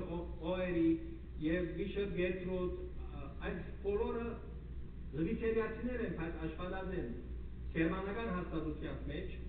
իսկ ասոնք այն զվիթերիացիներն են, որոնք աշխատած են ուղղակի զվիթերիական կազմակերպություններում մեջ, բայց օժանդակությամբ, որովհետև զվիթերիացիները այդ տարիներուն պետական, քաղաքական, ասենք ներկայացություն, տեսփանություն չունեին զվիթերիո մեջ։ Ամերիկացիները ունեին եւ ամերիկացիները արդեն տարածված էին Արևմտյան Հայաստանի տարբեր շրջաններում մեջ։ Ամերիկյան որբանոցներուն գից զվիթերիացիները իրենց որբանոցները հիմնած են եւ իրենց նյութական օգնություններով փութացած են, սրամ տարած են, ասենք թե վերցուցած են գնքահայրությունը, ասենք բարեխնամությունը, հոգազությունը, սա ինչ որբանոցի մեջ 25 որբերու, 100 որբերու, իսկ իրենց բուն կետրոնը զվիթերիացիներու, 3 կետրոններու մեջ իրենք աշխատած են, Սեբաստիա, Գյուրին, Խարպետ, Կոստանդնոպոլի, Բարդիզակի մեջ եւ ուրիշները։ Եվ հիմա այս բոլոր անունները, որ նկատի առած եմ ես, 45 անուն է նաեւ որ գերմանական կազմակերպություններու մեջ աշխատած են, անոնք են, որոնք ուղղակի Արևմտյան Հայաստան գտնված են։ Իսկ մնացյալները հարյուրավորներ, որոնք զվիթերիա են, կազմակերպչական եւ տրամաբակի հսկա աշխատանքները կազմակերպած եւ իրականացուցած են։ Այս Սեբաստիո Որբանոցեն բազմական նկարն է, առաջին ուրեմն ներկայացուցիչները, որ զվիթերիացիները, որ ուղարկեցին Հանս Ֆիշեր, որպեսզի երթա եւ իրավիճակի մասին զեկույց ներկայացնեն եւ արդի բարձրված լուսանկարներ են։ Սեբաստիո մեջ Նեստ անունով զվիթերիացիներու աղջկանց որբանոցին շենքն է, ասորգից 2 դղոց որբանոցի շենքեր ունեին, 1897 թվականին մինչև 1922 թվականը զվիթերիացիները Սեբաստիո մեջ ահագին գործունեություն ծավալեցին, հազարավոր որբերու, հազարավոր հայերու կյանք փրկեցին։ Ահավասիկ այս նկարները դեզի ծանոթ եմ վստահաբար ուրիշ տեղեր ալեցած եք, կտեսնակ, որ կուկմը աղջնակմը ինչ վիճակի մեջ է, որբանոց երթալե ետքը ավելի խնամված, ավելի ներկայանալի, իրենց սորվեցուցած են լեզուներ, իրենց սորվեցուցած են ֆրանսերեն, գերմաներեն, անգլերեն, թրքերեն եւ հայերեն, եւ զարգացած ստեղծավորություններում, որ կյանքի հասցուցած են 1915-16 թվականներում ջնշող մեծամասնությունը այդ միլիոնավոր ֆրանսները, որ զվիթերիացիները հասան դրամատրեցին այս ժողովրդին, այս ամբողջ ծերունը, այս Արաքսիա Ջեբեջյանը, Բեատրիսյոն, Ռոներ եւ այլն Ատերժորի անապատեն, որ 1915-16 թվականներում վկայած են, քրած են, իրենց պահած որբերը, որ կյանքի հասած են, նոր ամուսնացած են եւ այլն, ամբողջ հացերը դժբախտաբար սպանվեցան, գործեցան եւ վերջացան։ Մարիա Տենգը Սեբաստիո Որբանոցի նշանավոր զվիթերիացի բարեգործ անձնավորությունը 17 տարի Սեբաստիո այդ Որբանոցը, աղջկանց Որբանոցը խնամեց եւ հետո պատերազմի ժամանակ թրքական կառավարության ճշմարտ ստիպված էր երթալու Էրզրում, այնտեղ թուրք վիրավոր զինվորներուն խնամելու համար, հետո 2 տարի այնտեղ ծառայել են ետքը, ուզեց վերադառնալ Սեբաստիա, Երզնգային անցած ժամանակ տիպուսի բռնվեցավ եւ դժբախտաբար այնտեղ մահացավ եւ այնտեղ ալտավեցավ եւ մահաց։ Կատարինա Շտուկի երկուստը միասին Սեբաստիա եղած են, Կատարինա Շտուկին դողոց որբանոցներով խնամակալացեց, իսկ ինքը Մարիա Տենգեր աղջկանց որբանոցը, իրենց հուշակությունները պահպանված են այս բոլորը մոտավորային հրատարակությամբ իրի հանձնել։ Ահավասիկ այս աղջկանց որբանոցել նկարը վերը կտեսնենք նաեւ Մարիա Տենգեր, այստեղ նմանապես տեսեք ավարտական հասարամը ինչ ներկայանալի դղակ են եւ ասանք հազարավոր դղակ, անոնք որոնք ազատեցան, փախան Եվրոպա, Ամերիկա կամ Մերձավոր Արևելք, մնացյալ ամբողջ տերիտորիալ նավատներու մեջ կյանքի հասած զարգացած դղակ բոլորը գտած։ Եվ ամբողջ զվիթերիացի եւ ամերիկացի օգնողներ են եւ ասալսել որ ընդհանրապես զվիթերիացիներու բարակային միսիոնարը ցել տխալ է, որովհետեւ իրենց առաքելությունը կորոնական չէ, իրենց առաքելությունը միայն մարդասիրական է, հավատախոհությունը իրենց համար երբեք առաջնային խնդիր չէ զվիթերիացիներու համար։ Ասի Ժորժ Գոդեն, որ 1894 թվականին հետո ամբողջ ուղեղն էր զվիթերիո մարդասիրական օգնության, Մարիա Տենգրկովը եւ 1914 թվականի Սեբաստիոն մեջ գրեթե 60,000 լիտրական ֆրանկ ստացեցին այդ ժամանակ նոր որբանոց նշինեցին աղջկան համար դժբախտաբար պատերազմի պատճառաբանության կառավարությունը գրավեց եւ չգտան ասիկայ այդ որբանոց իրականացնել Ամատիկ ասալ գարտեմ Գյուբինի որբանոցի նկարն է նորեն այստեղ Լինա Լինդա եւ հայ ասեմ որ հայ աբեդարանական վերաբացելիներ ինչ անձնազոհ գործունեություն ծավալած է որպերու խնամակալության մեջ հետո Տերզորի անաբադի մեջ Բեատրիս Ռոնը որ օգնություն տրան գուդար այս աբեդարանական եկեղեցու ներկայացուցիչները հայ են միևնույն է ինչ կարևորություն հասած են մեր ժողովրդին եւ այսպես պատմական նկարներ այս մեծություններն են բժիշկներ որոնք Ուրբայի մեջ աշխատած են Քրիս Վերներ եւ Անդրեաս Ֆիշերը եւ մեծիշած սիրելի Յակոբ Քինսլեր եւ Էլիզաբեթ Քինսլեր ասիգա մեկ հայտարարությունն է ուրեմն Մարիա Գերբերին Գիլիգիո չարտերուն Ադանայի գոդորացներուն ասի այսպիսի շրջապերական մահապատեծությունների ժողովրդին Բեռնի մեջ եւ Բեռնեն աշխուժտարածված ամենտեղ օգնություն խնդրելով հայ որբերու համար եւ այս նշանավոր պատմական լուսանկարն է որ վստահաբար ներկայացած եք դու 1922-ին երբ որ Յակոբ Քինսլեր, Էլիզաբեթ Քինսլեր եւ ուրիշ մարդասերներ մեծամասամբ կանայք էին քանի կանայք որ 8000 որբ երեխաներու փախուստը կազմակերպեցին Ուրբայեն դեպի Հալեբ Սուրիա գետեչավորության որբերու մեկ մասը Յակոբ Քինսլերը ստանցեց Ղազիր եւ Ղազիրի որբանոցի հիմներ այս թուղթով պիտի վերջացնեմ որովհետեւ շատ երկար եղավ ես վստահ կներեք որ ձեր համբերությունը չարաշահեցի նայեցեք Գորչ ուղված Զվիցերիո ժողովրդին այս գոչը հրամարակված է սեպտեմբեր-հոկտեմբեր 1915 թվականին եւ այս բնակվի մեջ շատ հստակ կերպով գծվի ամբողջ ժողովուրդն է որ կփնաչնչվի միլիոնավոր ժողովուրդն է որ կփնաչնչվի շատ հստակ է որ 1915 թվականին Յոհաննես Լեվսիուսի միջոցով Զվիցերիո մարդասերները շատ հստակությամբ գիտեին եւ կվկայեին որ ցեղասպանությունը իրականանա եւ այս արտիկ որ այս ոչը հրամարակած են ֆրանսերեն, գերմաներեն եւ իրարերեն լեզուներով ամբողջ Զվիցերիո մեջ օգնություն խնդրած են ժողովրդին եւ դեղեկացուցած են ժողովրդին թե ինչ կկատարվի Զվիցերիո մշակույթի քաղաքականության յանքի ամենակարևոր մակարդակներու վրա 100 հեղինակավոր անձնավորությունը ստորագրած է, որովհետեւ ցույց տան իրենց զորակցությունը հայ ժողովրդի հանդեպ։ Վերջավորության ցեզիգիսը մեկ բան ևս, որ գիտեք Զվիցերիա ունի քաղաքական չեզոքության սկզբունք։ 1919 թվականին իդեր գամած ինչ որ գվերապերի հայ ժողովրդին իր այդ չեզոքության սկզբունքը փոխել սկսավ, վարդապրված, որ այս չեզոքությամբ համը չեն կրնար օգտակարել, այլև չեն կրնար օգնել ժողովրդին, հետևաբար ամեն տեսակ աստեցություններ, նամակներ, հերակներ, քաղաքական, դիվանագիտական մակարդակով հեղինակություններու էր հանդիպումներ, Փարիզի համաժողովին, Սան Ռեմոյի համաժողովին, Սևրի համաժողովին եւ բոլոր արիտներով հերակիրներ, նամակներ, Ամերիկայի նախագահային Վիդրո Ուիլսոնին եւ ուրիշներու շարունակ իրենց ասելով որ հայ ժողովուրդը ցեղասպանության ենթարկվեցավ եւ հայ ժողովրդին իրավունքն է ունենալու հայրենիքը եւ 1922-ին Ջուզեպպե Մոտա Զվիցերիո նախագահը ասկերու լիգայի մեջ ելույթ ունեցած է եւ այդ ելույթի մեջ շատ հստակ ձևով ասել որ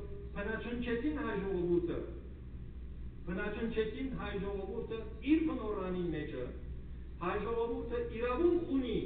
իր հայրենիքը, իր դունը, իր բնակության վայրը ունենալու իր պատմական օրերուն վրա եւ 1500 թվականին Զվիցերիացի հերոս մգա որ Ժնևի անկախության համար Սավոյար իշխաններու դեմ պայքարած է եւ իր բռնված է ինքը բանդարգած է եւ հետո ուզած են ինք սպանել եւ այդ ասենք թե ճանապարհին որ գնանեին ինքը այնտեղ նշանավոր խոսք մտած է ես պիտի չմեռնիմ այլ պիտի ապրիմ եւ Ջուզեպպե Մոտա ասկել լիգային խոսք ուղղած է ըստած է որ դու գալ պիտի իսեք հայ ժողովրդին Tun bin ich Vernis, all wie die Abrin, mein Abrin.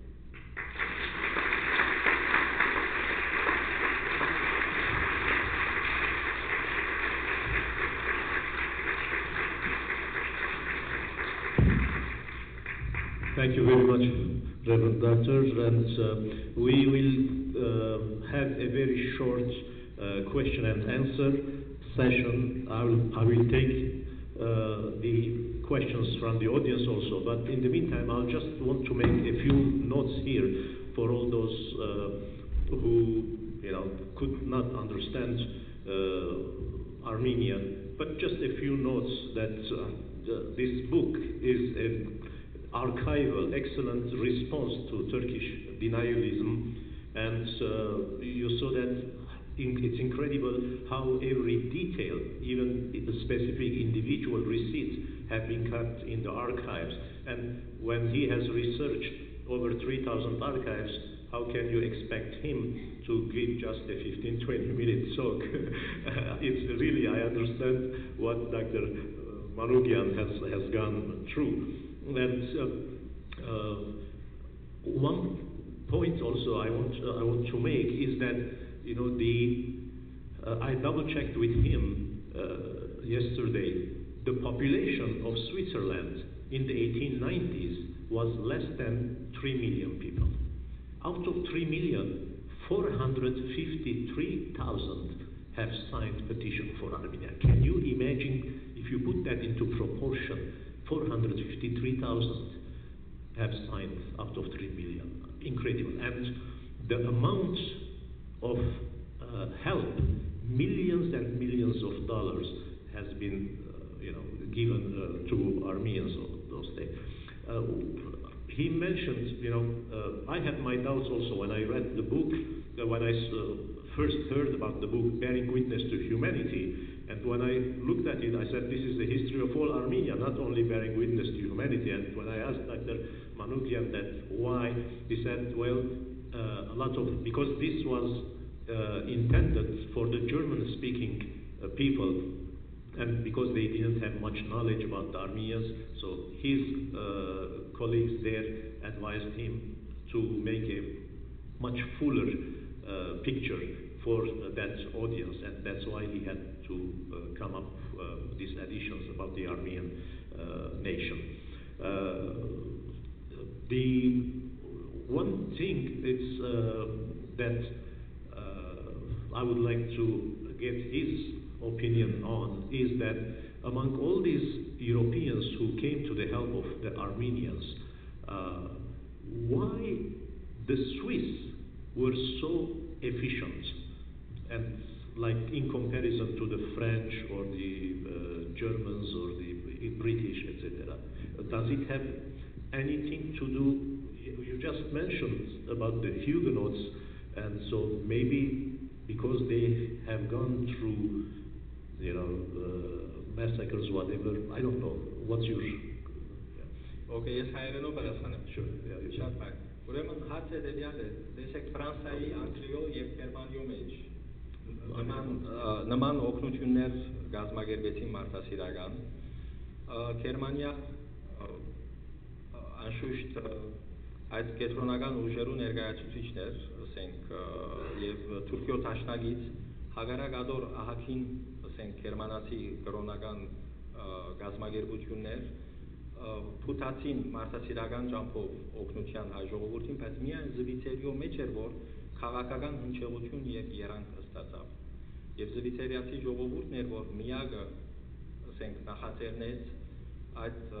փողոքարկման ստորահավաքները եւ պաշտոնական ուղերձ ներկայացնել կառավարության, որովհետեւ կառավարությունը միջամտե եւ սուլտանի վրա ջնշում բանեցնեն դատարեցնելու համար հայկական գոտորածները։ անորամար որ ասենք թե բանը զվիցերիո բարակային հadoop այսպես երանգ հadoop նշանակություն ունի զվիցերիո մարդասիրական օգնությունը. And I've also noticed that the USA, Dr. Manoukian mentioned that from the 1830s they were involved in Armenia in helping Armenians, and the Swiss later on came, but wherever that the Swiss could not, through the American missionaries, they extended their help to the Armenian children. I don't want to finish here without a mention about one particular person, Jacob Kunstler. Yeah. Imagine from 1899 till he passed away in 1949 in Lebanon. For 50 years, this person has done wonders for the Armenian people, and I want you to elaborate a little bit on that and how, he not only, you saw the caravan there, 8,000 children, orphans were saved in 1922. Sort of he managed their escape from Urfa to Aleppo. He was a fundamental force in establishing the Azuniye clinic in Lebanon, where those who had some pulmonary tuberculosis, he was, I learned from Dr. Manoukian yesterday that he established soup kitchens. He was very effective in combating malaria. What else this person has done? We owe so much gratitude for the counselors. Ինքը Քյունստեր շատ երիտասարդ տարիքին 14 տարեկանին եւ այլն ավելի վաղ մայրը գործունեացած է, ինքը գործունեացած է հայրը եւ ինքը որ փածած է հետո շատ հավատքի ասենք անձնավորություն եղած է ինքը հավատացյալ եւ հավատքին ուժն է որ զինք մղած է Անդրեաս Ֆիշեր որ 1898-ին Ուրֆա կացած է Յոհանես Լեպսյուսի ասենք հրավերով Անդրեաս Ֆիշեր որովհետեւ Բազելի հիվանդանոցի մեջ ճանաչած է Յակոբ Քյունստերին եւ տեսած է իր ասենք վկայողական այսպես նվիրված անցնցիր աշխատանքը խնդրած է որ ինքը օգնության պետքություն ունի Ուրֆայի մեջ եւ Յոհանես Լեպսյուսին խնդրած է եթե կարելի է համոզել Յակոբ Քյունստերին որպեսզի կա եւ միանա այդ տեղի աշխատանքին եւ Լեպսյուս դիմաց է իրեն ամիջապես ընդունած է եւ կացած է Ուրֆա եւ հակառականոր որ ինքը իբրև բժիշկ ուսում արած չէ բայց աշխատելով հիվանդանոցներու մեջ եւ բժիշկներու հետ գործնական կետնի վրա բացարիք բժիշկը դարձած էր ավելի լավ քան դերևս բժիշկը եւ երբ Ուրֆա հասնի Անդրեաս Ֆիշեր հոնչեր հանգարց հրանու բարակամը գբերեն մեկը որ գուրաղիկի գործողություն պիտի ելա կյանքի մեջ գործողություն արած չէ Ուրֆայի մեջ առաջին փորձառությունը գուրաղիկի գործողությամբ կսկսի եւ գահաճողի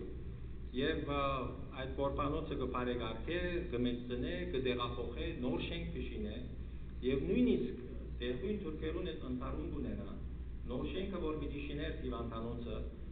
դրանցին որովհետեւ իր դեսարանը պիտի կոչվեր ի վերջո դեղացի թուրք էր եւ աստեցիկ թուրքը կսպառնա քանթել հիվանդանոցը կսպառնա ամեն ձևով այսինքն կյանքի վտանգալ կսպառնա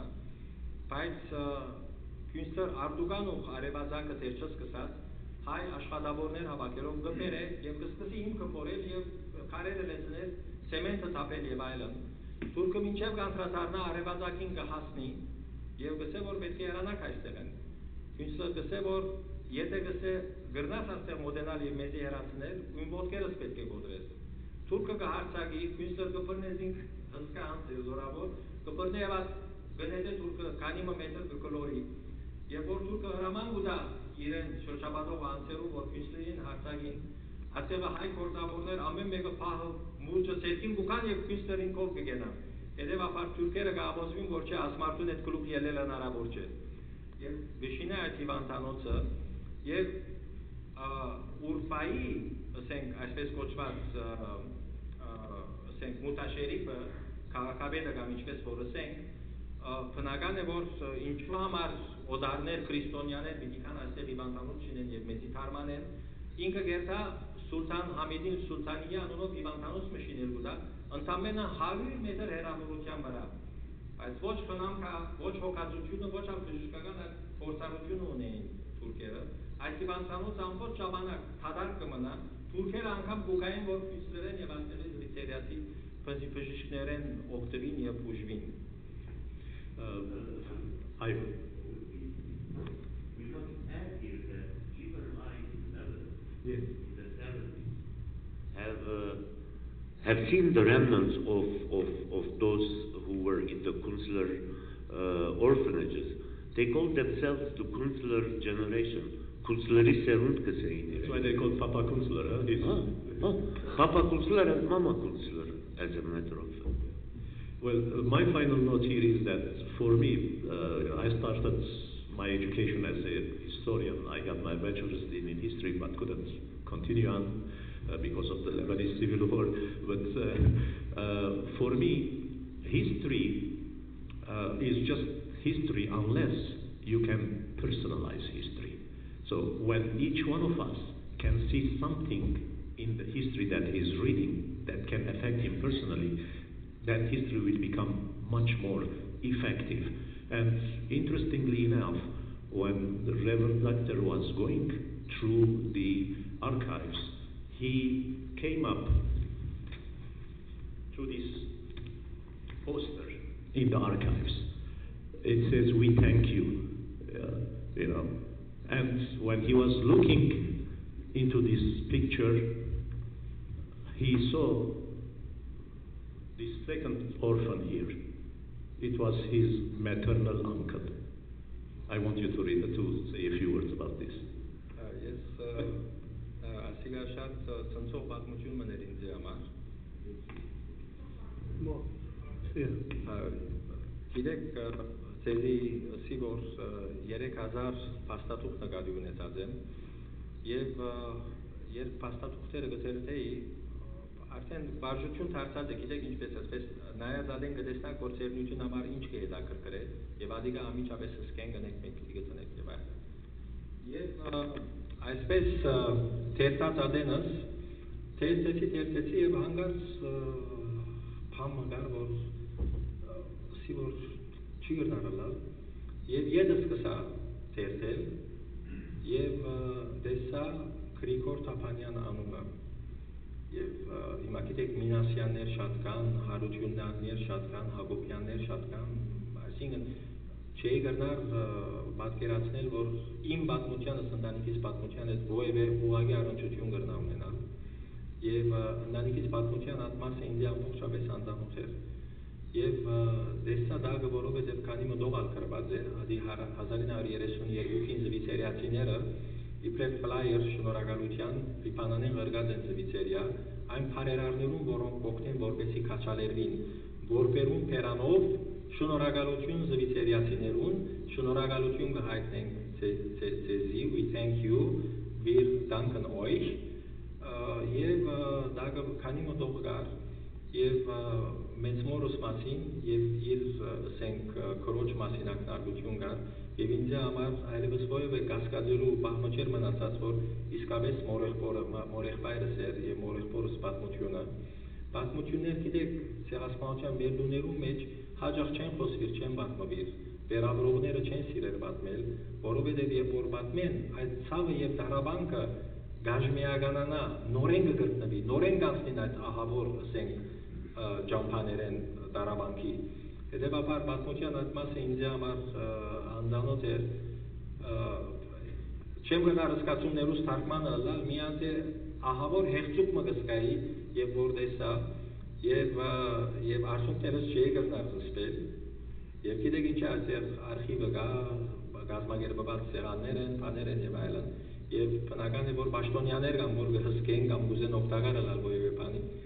այնքան չէ վիճակը սպասած էր որ այնտեղ պաշտոնյա մգար եկավ զարմացած ինչ է եւ ինքը գիտեր որ ես ինչ նյութով սպասած եմ ասի որ մորեղբայրս կդա խեղճ ինքնալ ցնցվեցավ, ուզվեցավ, ասավ այս կանդարի 30 տարեոց կաշխատի այսպիսի բացմության մտերանցի բաց չէի։ Well, Վարդգենիտ կադար, եթե ովևէ հարցումներ կան, մեկ-երկու հարցում, այո, հրամեցեք։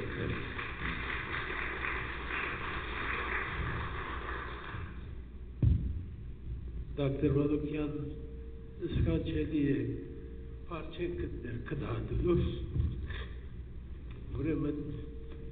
Հարի Բերդոյը իր երկու կիրքերով մայրիկ և ռիպարադի մեր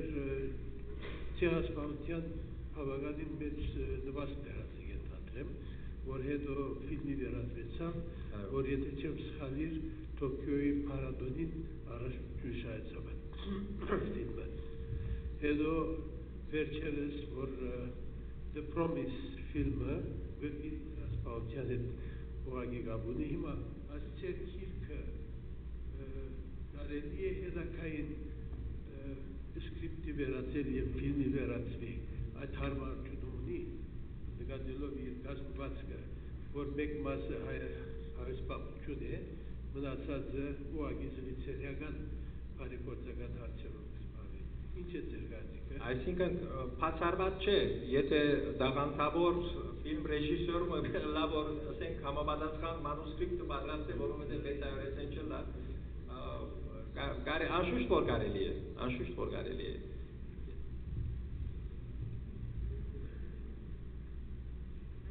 Ժամում էր, որևէ տեղը չուզեցիք կանչեիք այստեղ նկարահանում այսօր։ Հարցումը չհասկացա ներողություն։ Live streaming կլաս մեր խոսակցությունը webcast-ալ կլա, so մարդիկ կրնան նաև թիդել ուղղակի կենցանի։ Եվ վերջը Facebook-ին վրա կմնա, անոր ներկա չէր գտնալ տասյալ թիդել։ Շնորհակալություն դոկտոր Աբել, այսօր բացառիկ բացատրություններով բավական դերակացանք սվիս ժողովրդի մոտեցումը հայ ժողովրդին ցեղասպանության ժամանակ։ Երկու հատ հարցում, մեկ հարցում այսօրվա սվիս ժողովուրդը որքան գիտակցություն ունի հայ ժողովրդի մասին համեմատաբար ցեղասպանության կամ 1890 թվականներում համեմատաբար որքան գաղափար ունին։ Երկրորդը ասել գերմանական լեզվով որ գրած էիք գիրքը, որքան տարածում ունեցավ, կամ որքան հերակություն ունեցավ սվիս ժողովրդին կով։ Այո, ես պիտի ասեմ, որ զվիցերիացի ժողովուրդը նոր սերունդին մեջ ալ, այսինքն ահագին դոգոս մկա, որ տեղյակ են և գիտեն։ Զվիցերիացի ժողովուրդը ընդհանրապես տեղյակ է հայոց պատմության և գիտե, և մի մոռնաք, որ զվիցերիո խորհրդարանը պաշտոնապես ջանցավ հայոց ցեղասպանությունը և բավական աղմուկ բարձրացավ զվիցերիո մեջ, հատկապես զվիցերիո իշխանությունները և զվիցերիո արդարադատությունը, անոնք որոնք ցեղասպանություն և անոնք որոնք ասենք նման ոճիրներ գուրանան, գիտեք դողու պերինչեքիմը տարիներ առաջ այսպեսի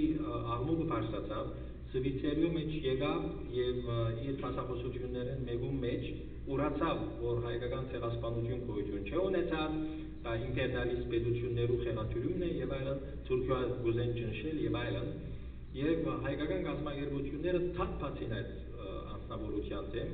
և զվիցերիո իշխանությունները և այդ հատկապես վերջին այդ վճիրը, որ այդ պերինչեքի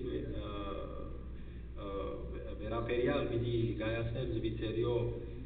ասենք թադարանը, Լոզանի մեջ եղավ այդ թադավարությունը, թադավոր այնպիսի փայլուն պատմական ջարմը ներկայացուց, մեջբերելով ինչ որ ահավասիկ այստեղ կտեսնենք, ասենք, եւ թե զվիցերիո խորհրդարանը պաշտոնապես ջանցած է հայոց ցեղասպանությունը, եւ թադավարտեցին պերինչեկը, եւ ուրեմն այս բոլորը որ մամուլի մեջ իր անդրադարձը կգտնե, ահագին ժողովուրդը կդերեկանա եւ կիմանա այս մասին, երբ օդար պատմաբաններ, որոնք կաշառվելով կամ հաստվելով թուրք պատմաբանների կամ պետական համապատասխան ասենք աղբյուրները եւ ուսումնասիրություններ կամ հոդվածներ կհրադարագեն ուրանալով հայկական ցեղասպանության պատմական իրողությունը Զվիթերիո թերթերու մեջ հատկապես Նոյե Ցյուրիխեր Zeitung, Basler Zeitung եւ այլն միշտ առաջիններն են որ ամենազորավոր ծավալ կհագաթարցեն եւ գեհերքեն եւ գսեն որ ոչ հայկական ցեղասպանությունը իրականություն է Գազվիթերիո մեջ հայկական համայնք եւ պահանջադիրության աշխատանք եւ այդ պահանջադիրության աշխատանքին զուգահեռ նաեւ համապատասխան քարոզարշավը անընդհատ օդար հասարակությունը եւ զվիթերացիները տեղեկացնելու եւ տեղյակ բերելու հայկական ասենք ցեղասպանության իրողության մասին, այլ մեր ընդհանուր սպիրտի հանձնարարության եւ աշխատանքի մաս կգազմի։ Երկրորդ, անդրադառնալով գերմաներեն քիլքին, ասեմ որ Զվիթերիո քրախանութերու մեջ նաեւ Գերմանիա եւ Ավստրիա քիլքը վաճառվեցավ եւ գարշ ժամանակաշրջանի մեջ ամբողջ հրատարակությունը սպարեցավ եւ քիլքն հունդ եւ իմ կողմս կարծեմ վրայի 70 հատ մնացած է կամ ոչ այսինքն գերմաներեն են ես ընդամենը 10-12 օրինակ ես գնաց եւ բաղաձեմ ինձ համար որ հadouk արիթով ասենք արիթ կլագնվիրեմ բայց քրախանութներում մեջ արդեն գրեթե սպարած է եւ հիմա կխոսվի թերևս գերմաներենը նորեն վերահրատարակելու մասին լավ վերջին հարցում մնալ առնենք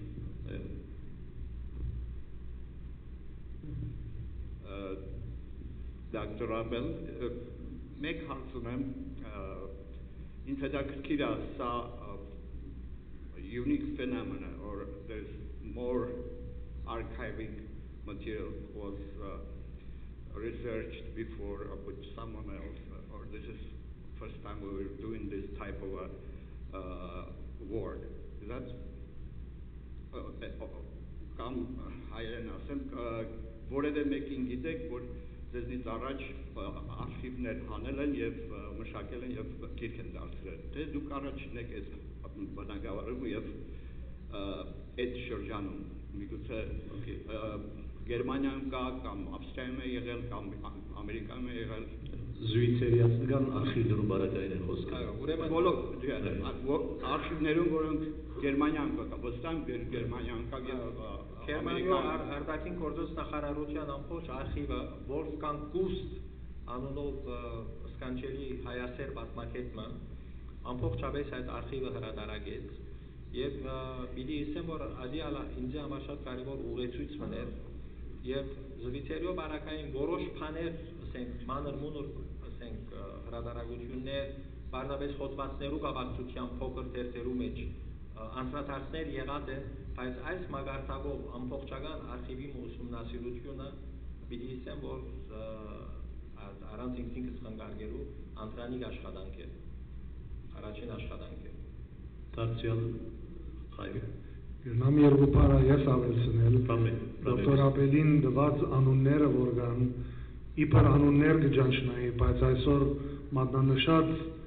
դեղերը որոնք քանի որ գերմաներենով եղած են անհասանելի եղած են եւ ինքն է որ հայտնաբերած է եւ մեջտեղ բերած է որովհետեւ գարանանք անգլերենով գարտալ եւ հետեւիր անուններ կան որ ես գուտագած էի բայց չէի գիտեր որ լինքը ինչ էր ինքը այդ գաբակցությունը հրավ եւ պապակունցլերը պետք է ասել որ երբ որ այդ 8000 որբերը խարբերտեն միջև Սուրիա եւ Լիբանան բերավ ինքը ջամփան հանգրվաններում որ գահասներ քյուրդերը իրեն թյուրություն ուտային քանի որ ժամանակին ինքը քյուրդ ազատած էր եւ գսեր որ ասում իմ ամենը իմ զավակներս են եւ Ղազիրի մեջ 12 որբանոց ուներ եւ ինքն էր որ White House-ի Calvin College-ի at Corken իր Իսրայելի նվիրած էր իր քաղաքարն էր Պապակոնսլերին որովհետեւ իբր շնորհակալություն ամերիկյան կառավարության իր ցերկովը որ ադի եղավ եւ նույնիսկ գորանոցը ազոնիեն ամեն իր գործն է նույնիսկ ոչամուդի մեջ մեկ սենյակնոց դուները Զվիթերիայի օգնությամբ ամեն իր աշխատանքներ նույնիսկ ուներ իր սև հացը ինքը հաց գտխեր եւ գփաժներ պապային հացը գսեն քարիով սև հաց էր շնորհակալ շատ շնորհակալ եմ դարձյալ Մենք վարը կրկսիով Արարատ Էսքիջա մյուզեում հյուրասիրություն ունենք, հրամեցեք եւ մինչ այդ առողջ որոնք կփապակին քիրքեն օրինակներ ունենալ դերայրը պիտի այնտեղ նստի եւ մագակրե կրկերը։ Շնորհակալություն ծառայալ բոլորից։